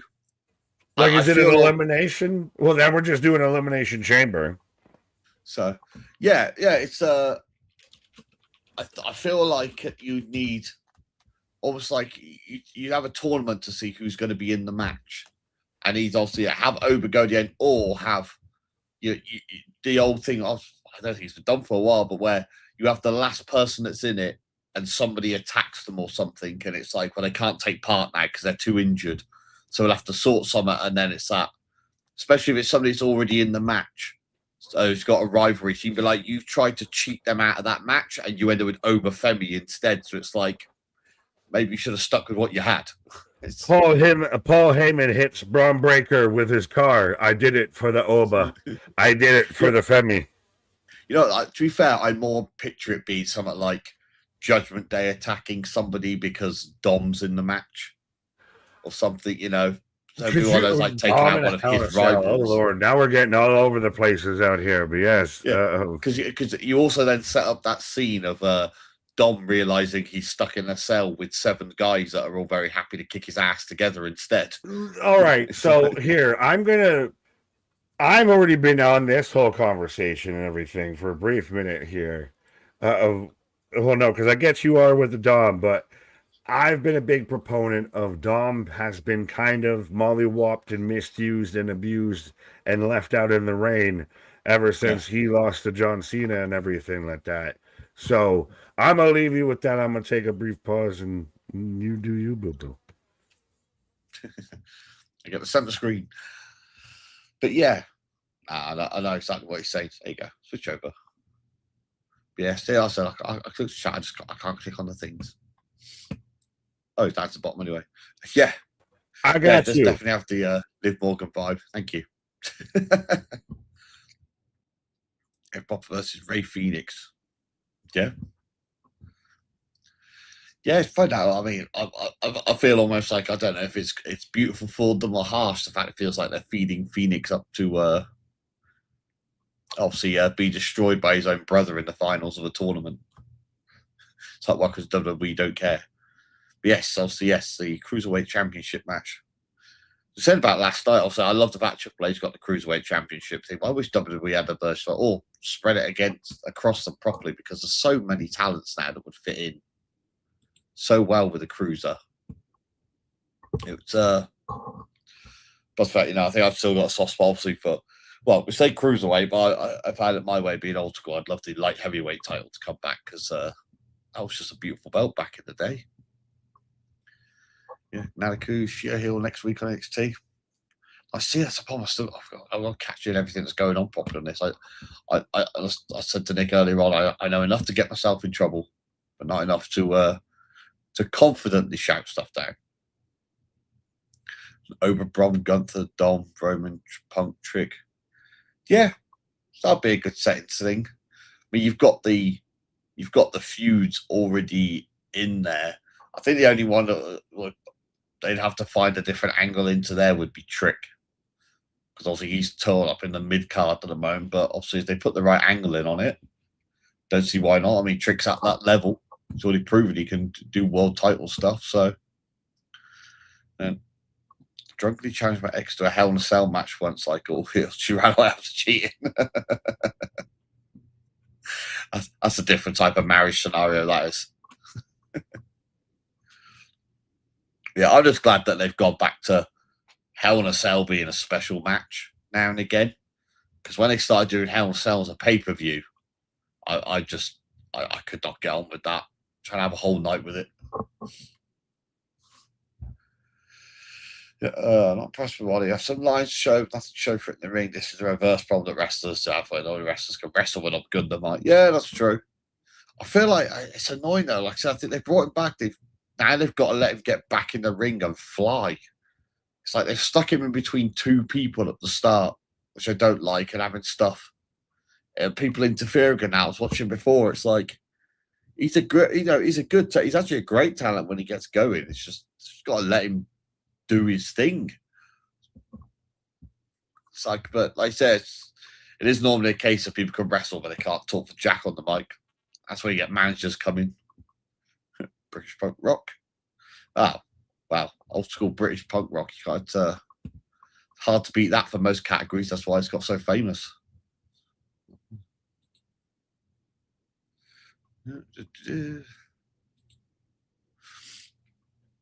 Yes.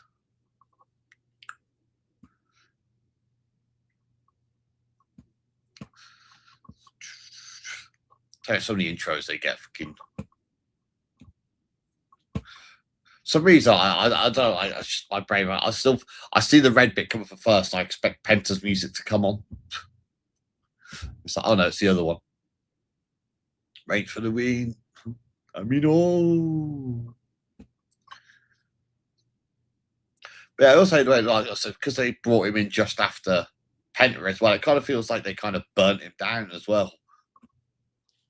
Should have brought him in as a Lucha Bros and sent them off on their own things. But I know there's obviously the all AEW issues and all that. Screw Tony Khan for that one. Paul Heyman's probably managing the return of Bronson Reed. Yeah, hope so. He's ridiculously good shape.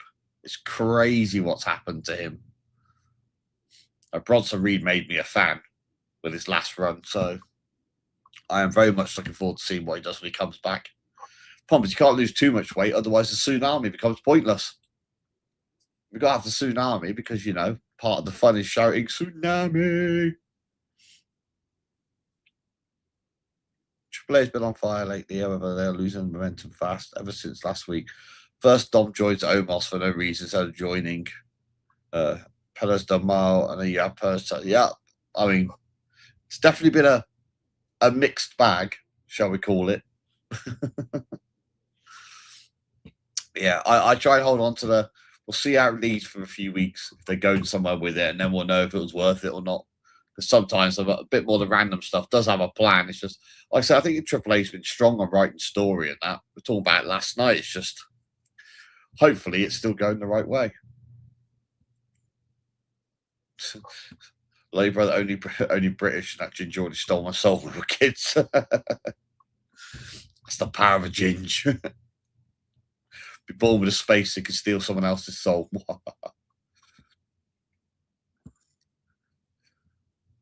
Watch the Broncos, the threats here. Yeah, I think that's that weird disconnect you get between the main roster and everything else, though, isn't it? It's it's I feel like if you try and connect all the dots in wrestling, you just end up with nothing at all. It's the insanity that wrestling gives us constantly. Who's it with? Jada Parker now. Well, if it's a submission match, I feel like it has to be now. Unless you want to do like a bit of the pass of the torch sort of thing, but has to be. Phoenix versus Lee was a great match. Yeah. I mean, two guys at the top of their game doing that stuff, innit? It was kind of, it's hard to believe they wouldn't have a good match overall. Yeah. These guys this is obviously a proper pace match. This is blinker, you'll miss it sort of thing. I do love some of the displays and logos they have with Triple H stuff, though. Their artwork has always been sort of absolutely on point constantly.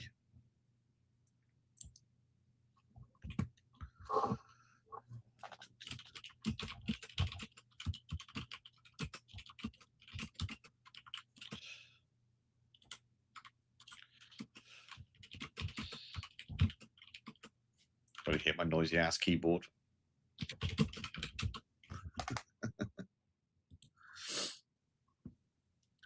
Yeah, I think all the titles from AAA I absolutely love. They proper feel like old school titles as well. That's what I love about them. Yes, it's a AAA or 205 Live. That's a throwback. This is NXT. Yeah, 205 Live was a strange time. Thing is, though, it just makes me miss Pac being Neville. I freaking loved Neville in 205 Live. Some of my favorite stuff going. And being first time going against shit. Yeah. Yeah, that's a point. So you just know that's going to be such a good match, though. I mean, everyone can wrestle each other with their eyes closed, half asleep. So, and hello, Malpatron. Because I hold the host point for a second. Right. Speaking of hosts, yeah, don't worry. You're out here putting the ball in play. Nope, now I'm moving things the wrong way. There we go. Yeah, this man out here still running point, still playing striker out there. Did I say a proper football term correctly out there, sir? You did.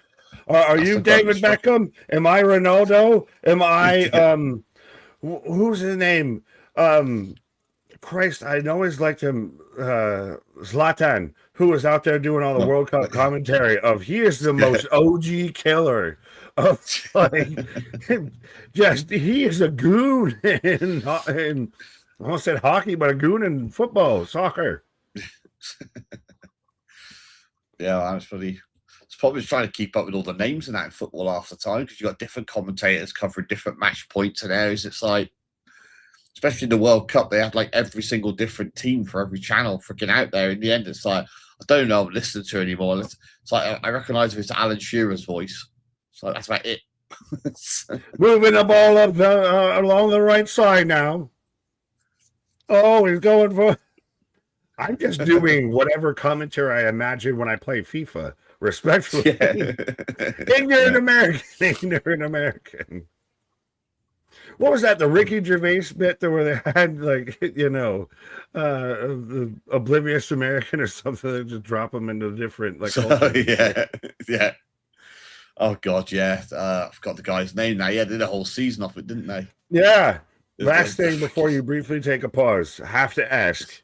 The world wants to know, as you're the UK representative, you speak for a nation out there. Yeah. Ali G back. No one asked for it, but he's back. He's back for a movie. Oh yes, I'll take it. I'm not. I am the type that if something comes out that I know is going to wind up all the softies that want to be offended by every single little thing. One in the 2011 is happening. Scary Movie's back. Borat's back as Ali G. Like, very nice. Are we going back to burning CDs and everything right now? MySpace is coming back. Everybody's got to learn code again. We're going back to the old times, the old ways. The end is nigh. Take me back. I'll happily go back to that for the minute. There you a better place back then. People had more thoughts and less opinions instead.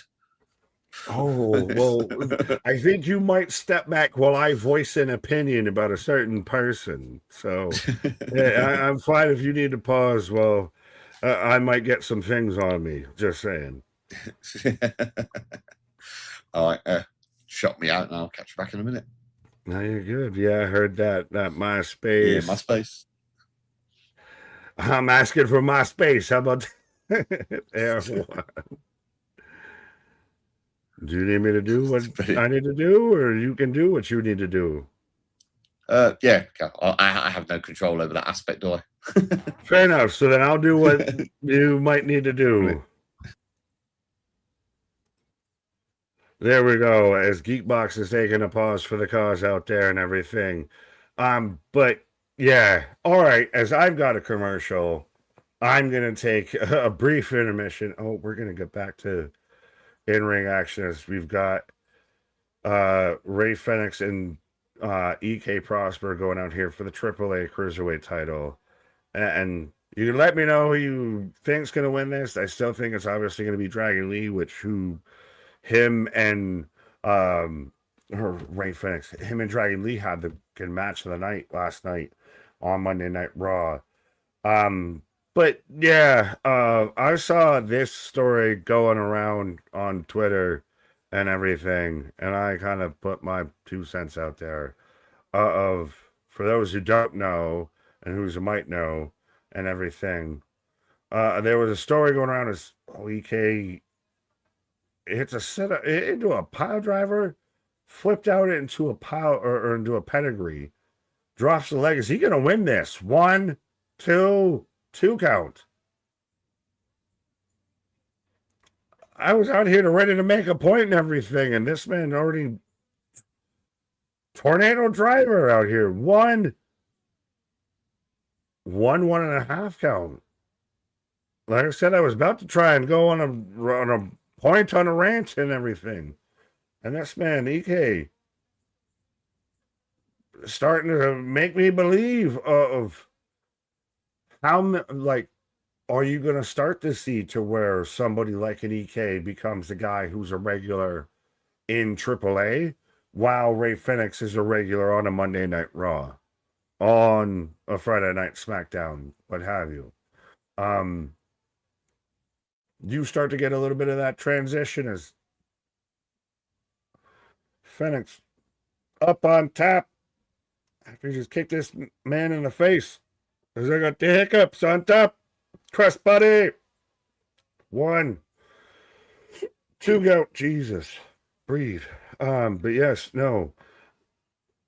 Zodiac. Yes, no.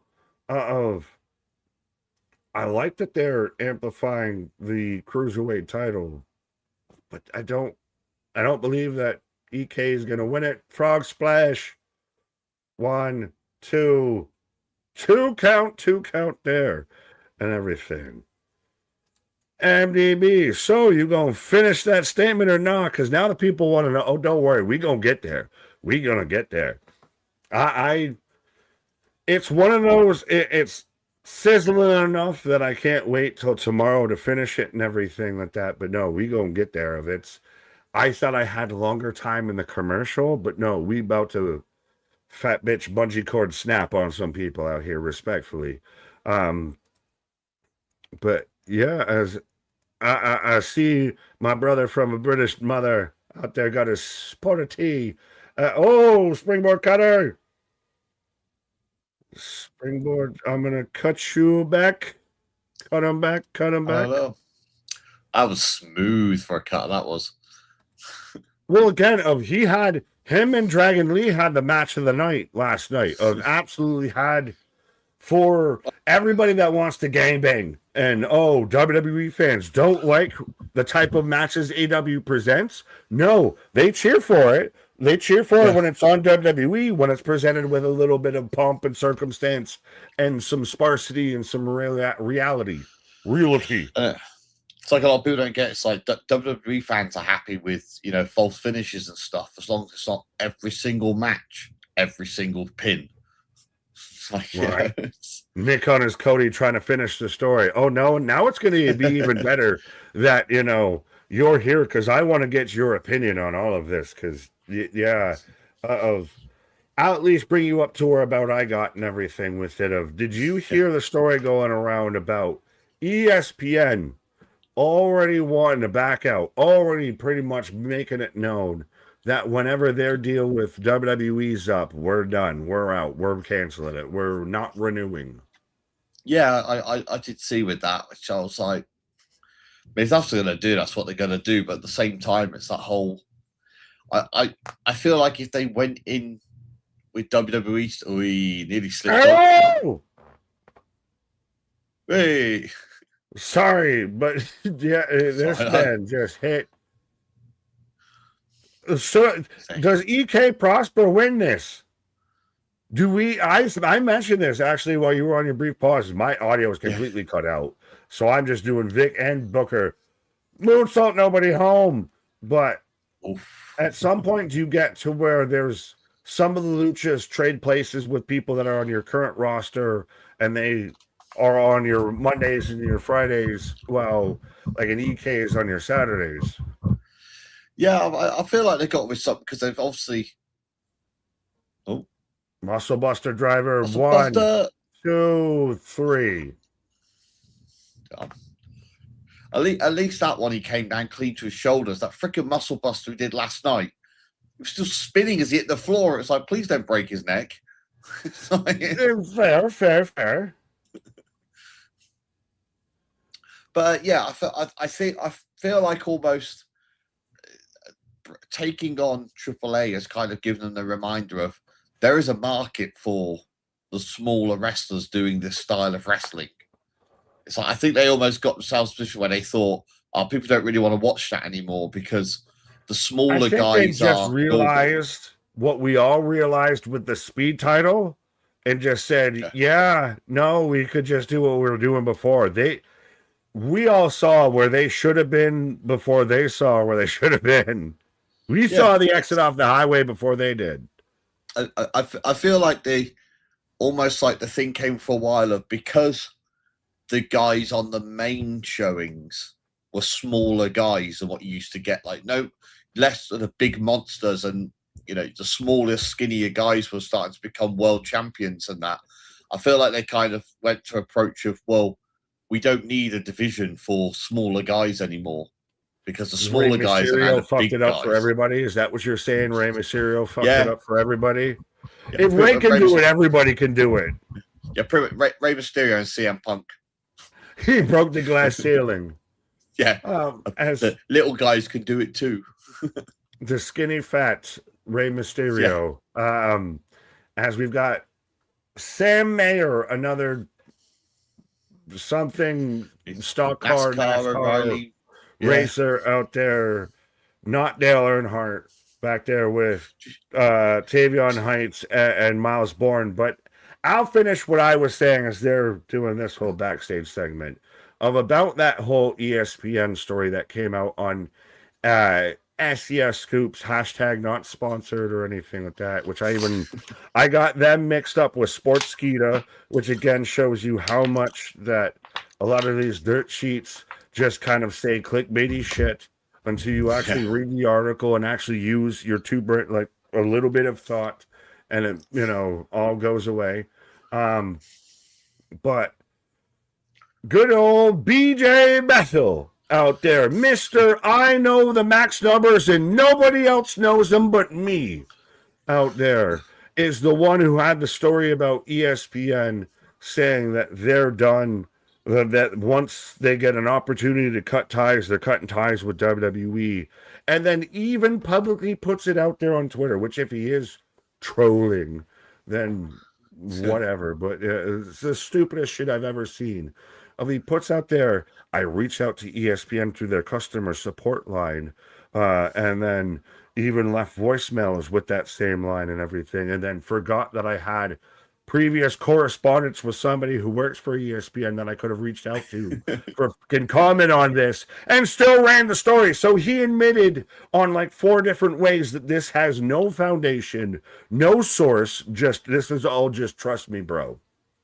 And people are running this up the fucking flagpole like this is verbatim fact, the testament, like Moses came down with the commandments right now, and ESPN will cut ties with WWE.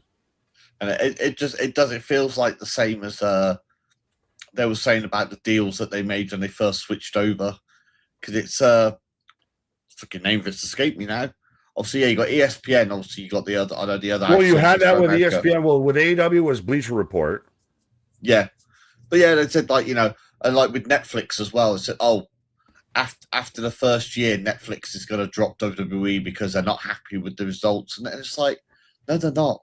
It's like because apart from the fact that Netflix knows they can lose a bit of money before they make a load of money, it's like they're not just going to drop the deal out part of the way through because the first numbers haven't come out how they like. Why would I say that in the middle of like a 5-year or 10-year partnership into year 1?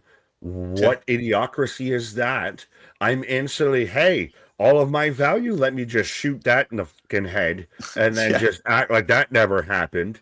And even then of just Netflix is out there getting content, is very much running WWE as much as they can.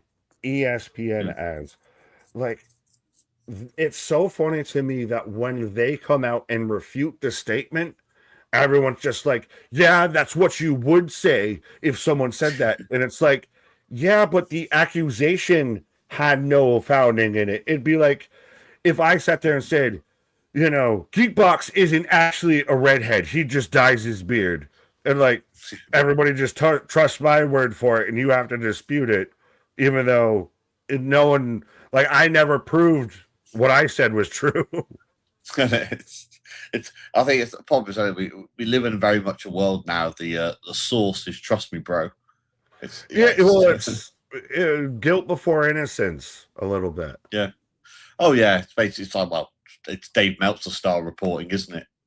Throw it at the wall and hope it sticks. No, I like Dave. Dave's a good guy. Dave gave me 5 stars. He said even 7 in the Tokyo Dome. I haven't been to the Tokyo Dome, but he said he'd give me 7. Yeah. Well, and it's the thing of freaking. I knew it was a dye job. Yeah, see, it's all fake. That's why he's got the strands. He's hiding that he's KJ. He's hiding that he's KJ. This is where I ran out. You're right. But yeah, it's just like freaking. I swear there must be a backstage joke or something now where it's like, just remember at some point in your match, throw a flip in there for Uncle Dave, will you? It's like that way you call get it the Meltzer driver. And I can't know. That's so. Oh, that's one of those things. I was like, it's the Meltzer driver, and it's just like. So what else is on TV at the moment? Right.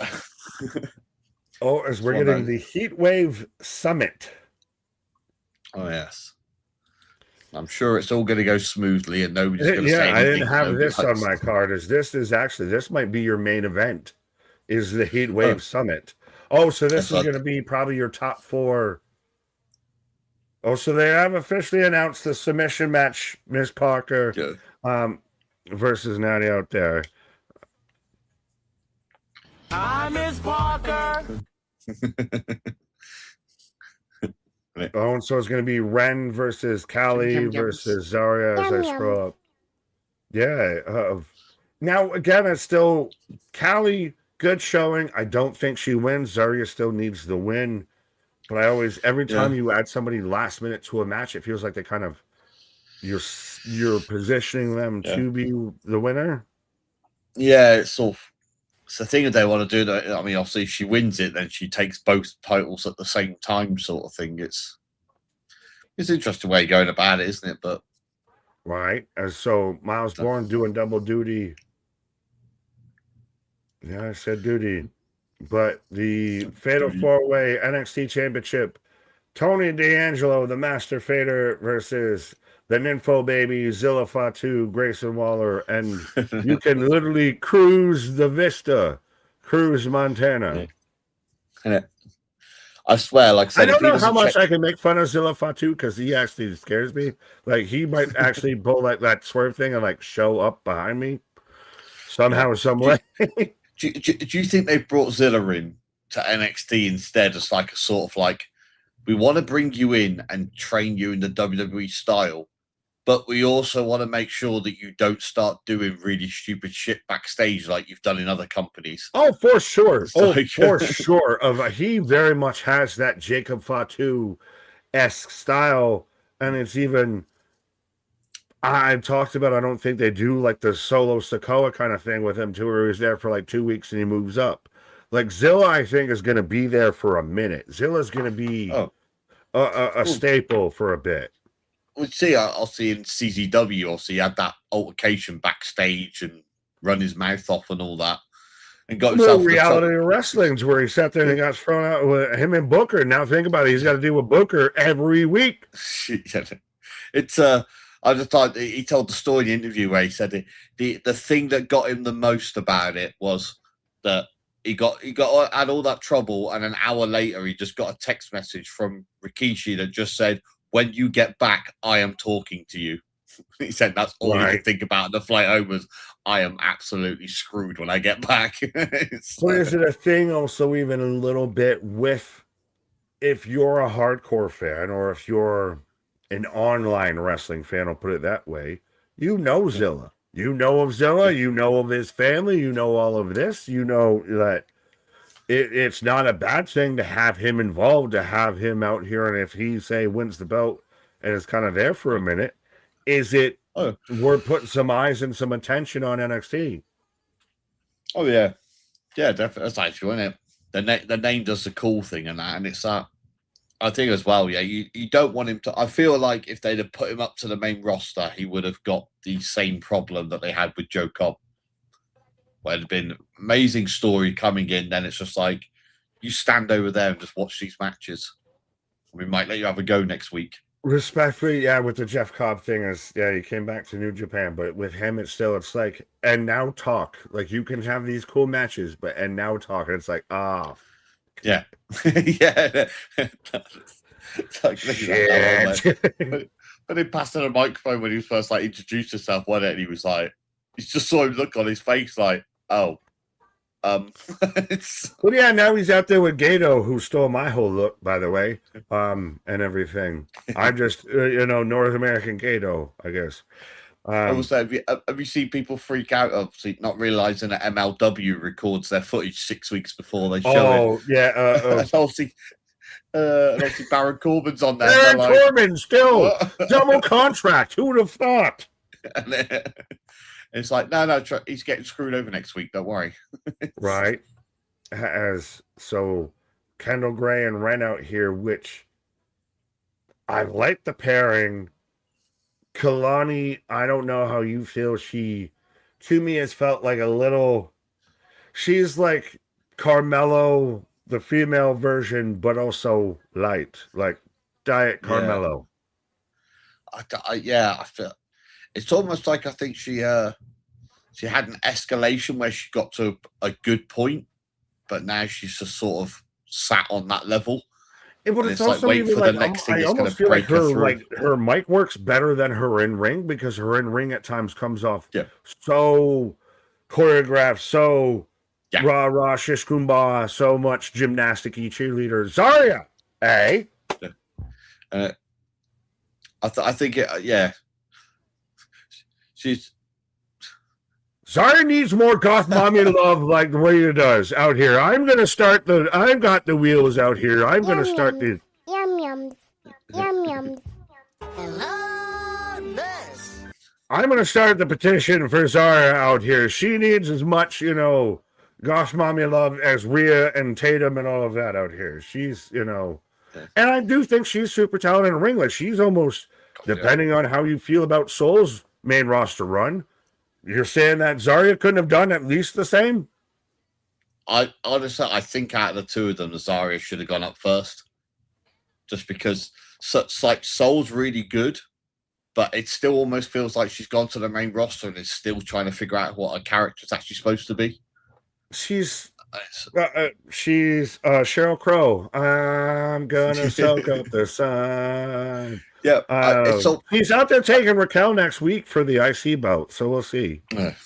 I feel almost like it's almost like it's no knock like long term on Sol Ruka, but it's almost like she was doing great on NXT and moving up to the main roster has exposed stuff that people have kind of become blind to. Well, when you miss a couple soul snatchers in a row, it's when you're a relief pitcher and you're a closing pitcher and you get called up and you throw a couple wild pitches, you hit a batter a time or two. Sometimes they kind of question you. As we have all the ladies out here already, and Waller now with Nepo Oos. Nepo Oos on his hoodie is, if you want hoodies, if you want your wares, if you want your wrestling wares. We've got 100% only beards, all the merch out there. But Waller has the best mic skills in NXT by leaps and bounds at this point. I'm just hoping this fatal 4-way match with him actually gives him the chance for him to actually start wrestling again properly. So we talk about could he end up being somebody that wins it? Like, honestly, who wins it? Is it Tony? Is it Santana? Is it Zilla? Is it Waller? I'll tell you what, if he wins it, I'll be so happy. Because it's like it's what he deserves. Right. Well, and I mean, he was out there. You could have made the case that he would have been the one that won it in the triple threat and everything between Cruz, Tony, and Waller until Zilla got threw his hat in the mix, and now the game's changed. Yeah, that's right. It's almost, I don't want him to fall into the trap where they use him to set like the Dolph Ziggler spot. He's the one that makes everyone else look good. Yeah. Now, briefly, Cruz Montana, I've managed to avoid to not call him Mike Santana as much as I want him to. But his name is Mike Santana. I'm literally just like, if you're going to call yourself Cruz Montana, mate, you need to do the Vice City gimmick or something. No, they're going to do that with all of us. We saw that again on Monday. They're going to do that 9/13, 9/14. Tune in for Monday Night Raw if you want to go to Vice City, which I had all of the radio stations start to show up on my YouTube feed as like playlists that you can just listen to in the background. Because Vice City is an OG of that's one of those you can literally just throw, V-Rock or something like that on in the background and still just listen. I know. I've got most of the songs off the off V-Rock from Vice City to save to my Spotify anyway as their own songs. There you go. It's just too good stuff. But I like that they even do it of now you can get the whole, radio broadcast. Maybe that's what we need to do. The Wrestling for Life radio network out there. Hey, we'll be WFU radio instead of WWE radio. I feel like just you had the beauty of, I'm just driving along, listening to a flock of seagulls, and I'm gonna get out and shoot somebody in the face and then carry on with my drive. I'm gonna drill you. I'm gonna kill you, and then just roll on like it's nothing. Just cut a few people down, and you just there. Rolling over people, making my way downtown, walking fast. As everybody, all chaos is breaking loose out here. As the Sonnet's become a summation out here. But no Zilla. No Zilla so far. We've got 3 out of the 4 competitors. No Zilla. Yeah, it's also I don't think they want Zilla to do anything. Now here comes Zilla. The shows, I was about to say, so it'll be he'll clean up at the end. As long as he doesn't get confused. I'm flying Fatu. Well, I never see if I see a Fatu fly. I wonder if it annoys him at all, though, that Solo's already doing the Samoan spike. Well, no. As he's holding up the belt. So, oh no. So we're giving it away because, much the laws of wrestling, he or she who goes over on the go-home show shall lose on the pay-per-view. So take your odds where they may, but Zilla, Ren, and Kendall stand tall out here. But so I still laugh when they show the credits for NXT. Every time I see it, I still think, at what point did we end up with DX running a wrestling show? I mean, they kind of already were for the longest time, but yeah. No, but you were saying with the Superman punch Samoan spike, it is an awesome move. It's Roman meets Umenga. See, I said it like how you say it out there. How you can't argue with William Regal. It's Umenga. Yeah. But even then, of him out there, I think is interesting. I really like as NXT has gone off the air. That's your go home. The Summit has exploded, but I really think that there's like a top tier for your main card when it comes to NXT, your mid card, your tag belts, your women's division. You're even seeing them kind of intermingle, but you got when certain people, when Trick, when Javon, when Oba moved up, the cupboards were kind of bare, and we're seeing the cupboards restocked a little bit.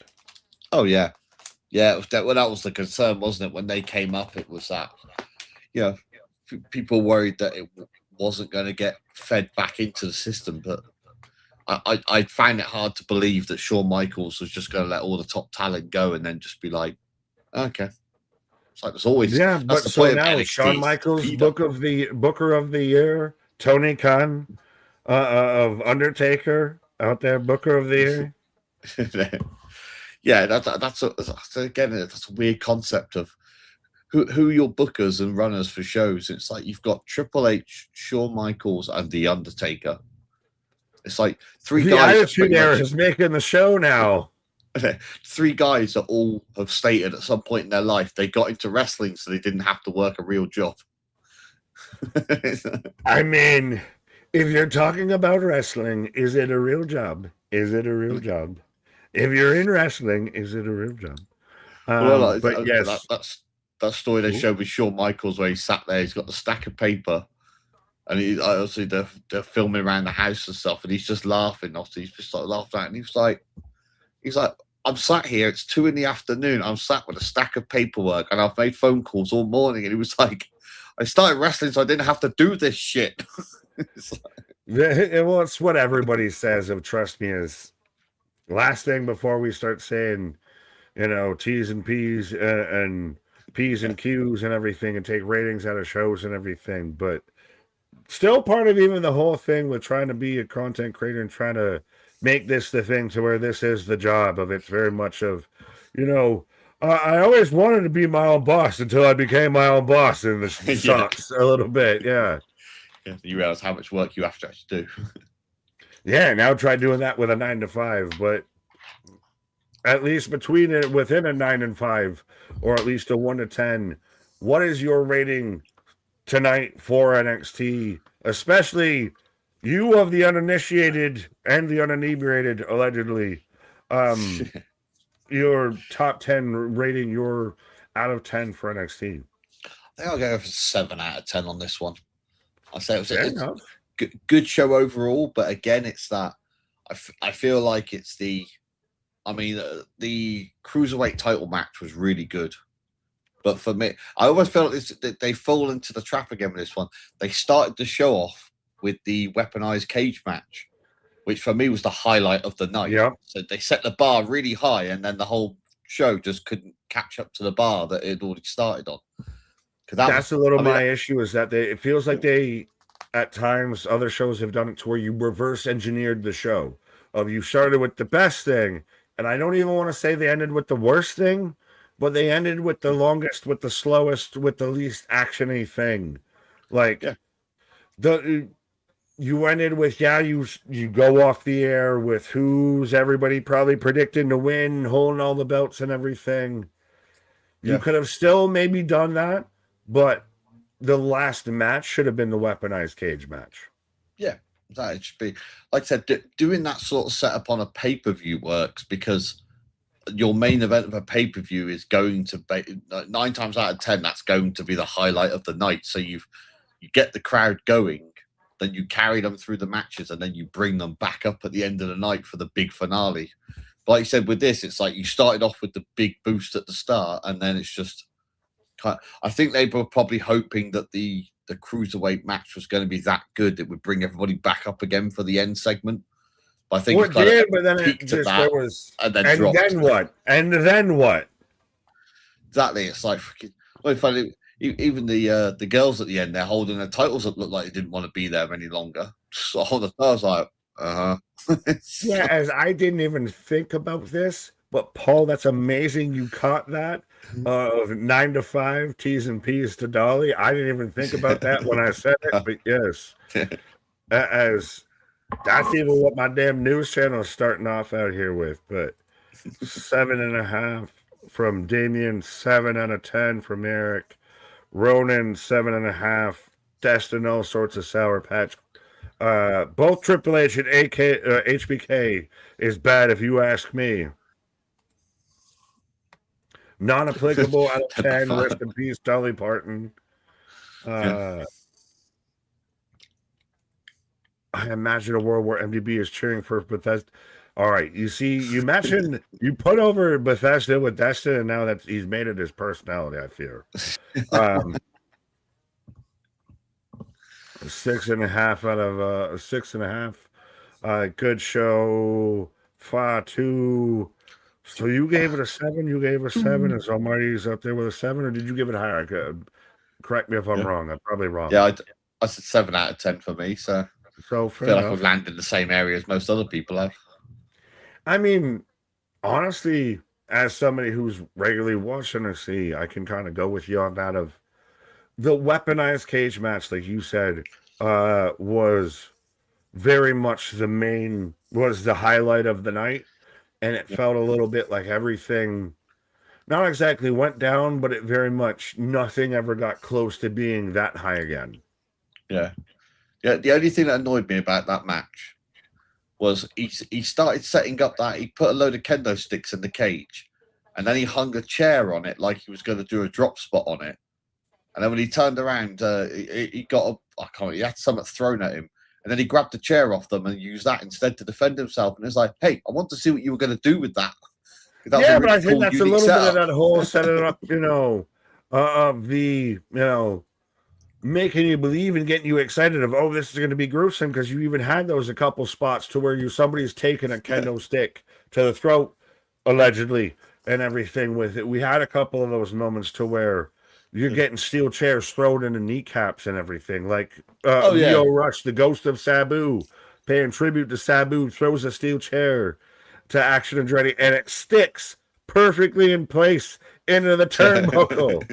Not intended. And everybody just, holy shit. And then instantly, another Sabu.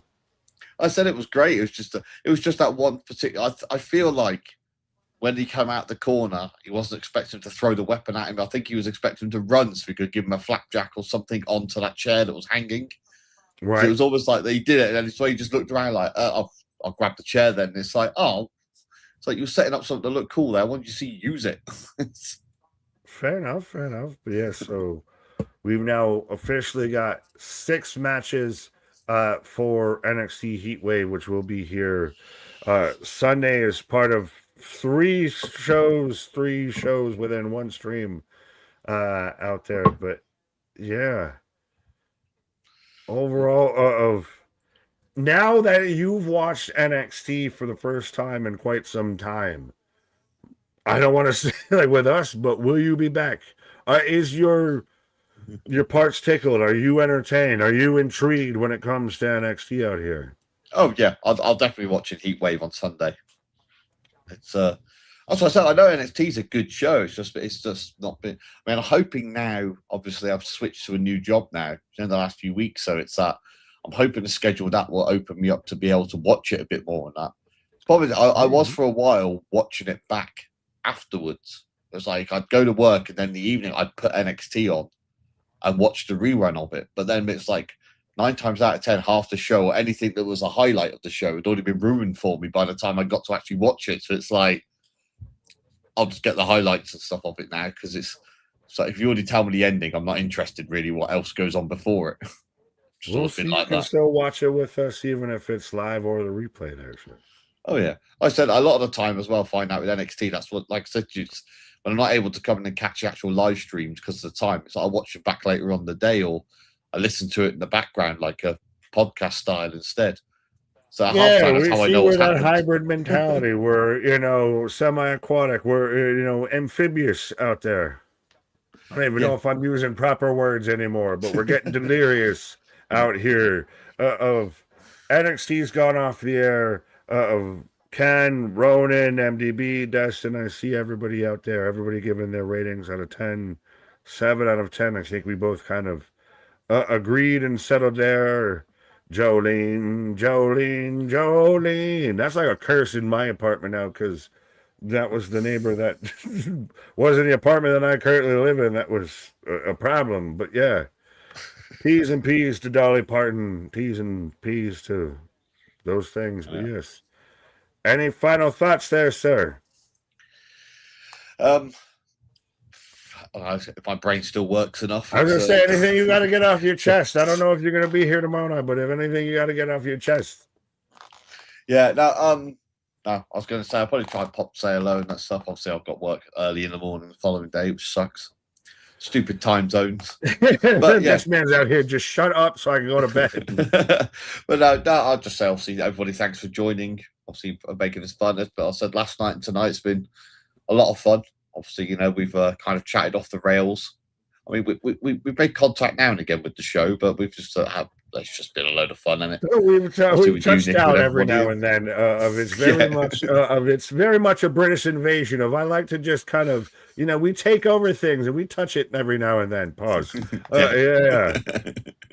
But yeah, that's obviously thanks everybody for joining that, and obviously just making it fun as always. It's always a great laugh, and always have a great time being part of the chat and all that. But obviously being able to get actually up on share this properly, and obviously shares with you, my brother, to actually get to talk and enjoy some wrestling. That the man who puts the 4 in the 4 life, the man who's the 4 in the 4 horsemen. Evolution is a mystery.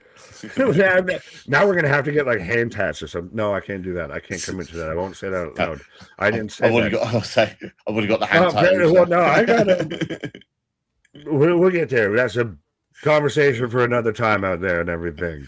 But yes, Geekbox, it was a pleasure again. Stop by any time. Again, the brother from the British mother out there. Again, we got family over everywhere. Again, MDB, like he's saying up there, wrestling for life over everyone else. We're taking over for life. Okay. So WFU, that's what it's all about. Right. As last thing, we will be here. I will be here tomorrow night for AW Dynamite, the go-home show for All In, the last bit of the British invasion, even the peripheral. Even when you're not here, you still got some British invasion lingering around out here of the go-home show for the All In, what's going to happen out there. But yes, sir, I appreciate you stopping by. Again, trust me, been around a few times, ain't gonna be the last time, ain't the first time out there. We need to do another Bean Boozled, and you can Scooby-Doo your way out to eating more jelly beans. Yeah. Oh, so as well, we need to sort out at some point doing the come and join you guys for the hot wings. I do love me some wings. Well, that's what it was supposed to be, but we got to figure out them sauces. We got to figure out times and spaces, but we'll be back here tomorrow at different places. Not quite, but make sure you like, share, and subscribe. Our shit is real. Our shit is raw. Our shit is authentic. When you're talking about that rest, you better put that for life with it.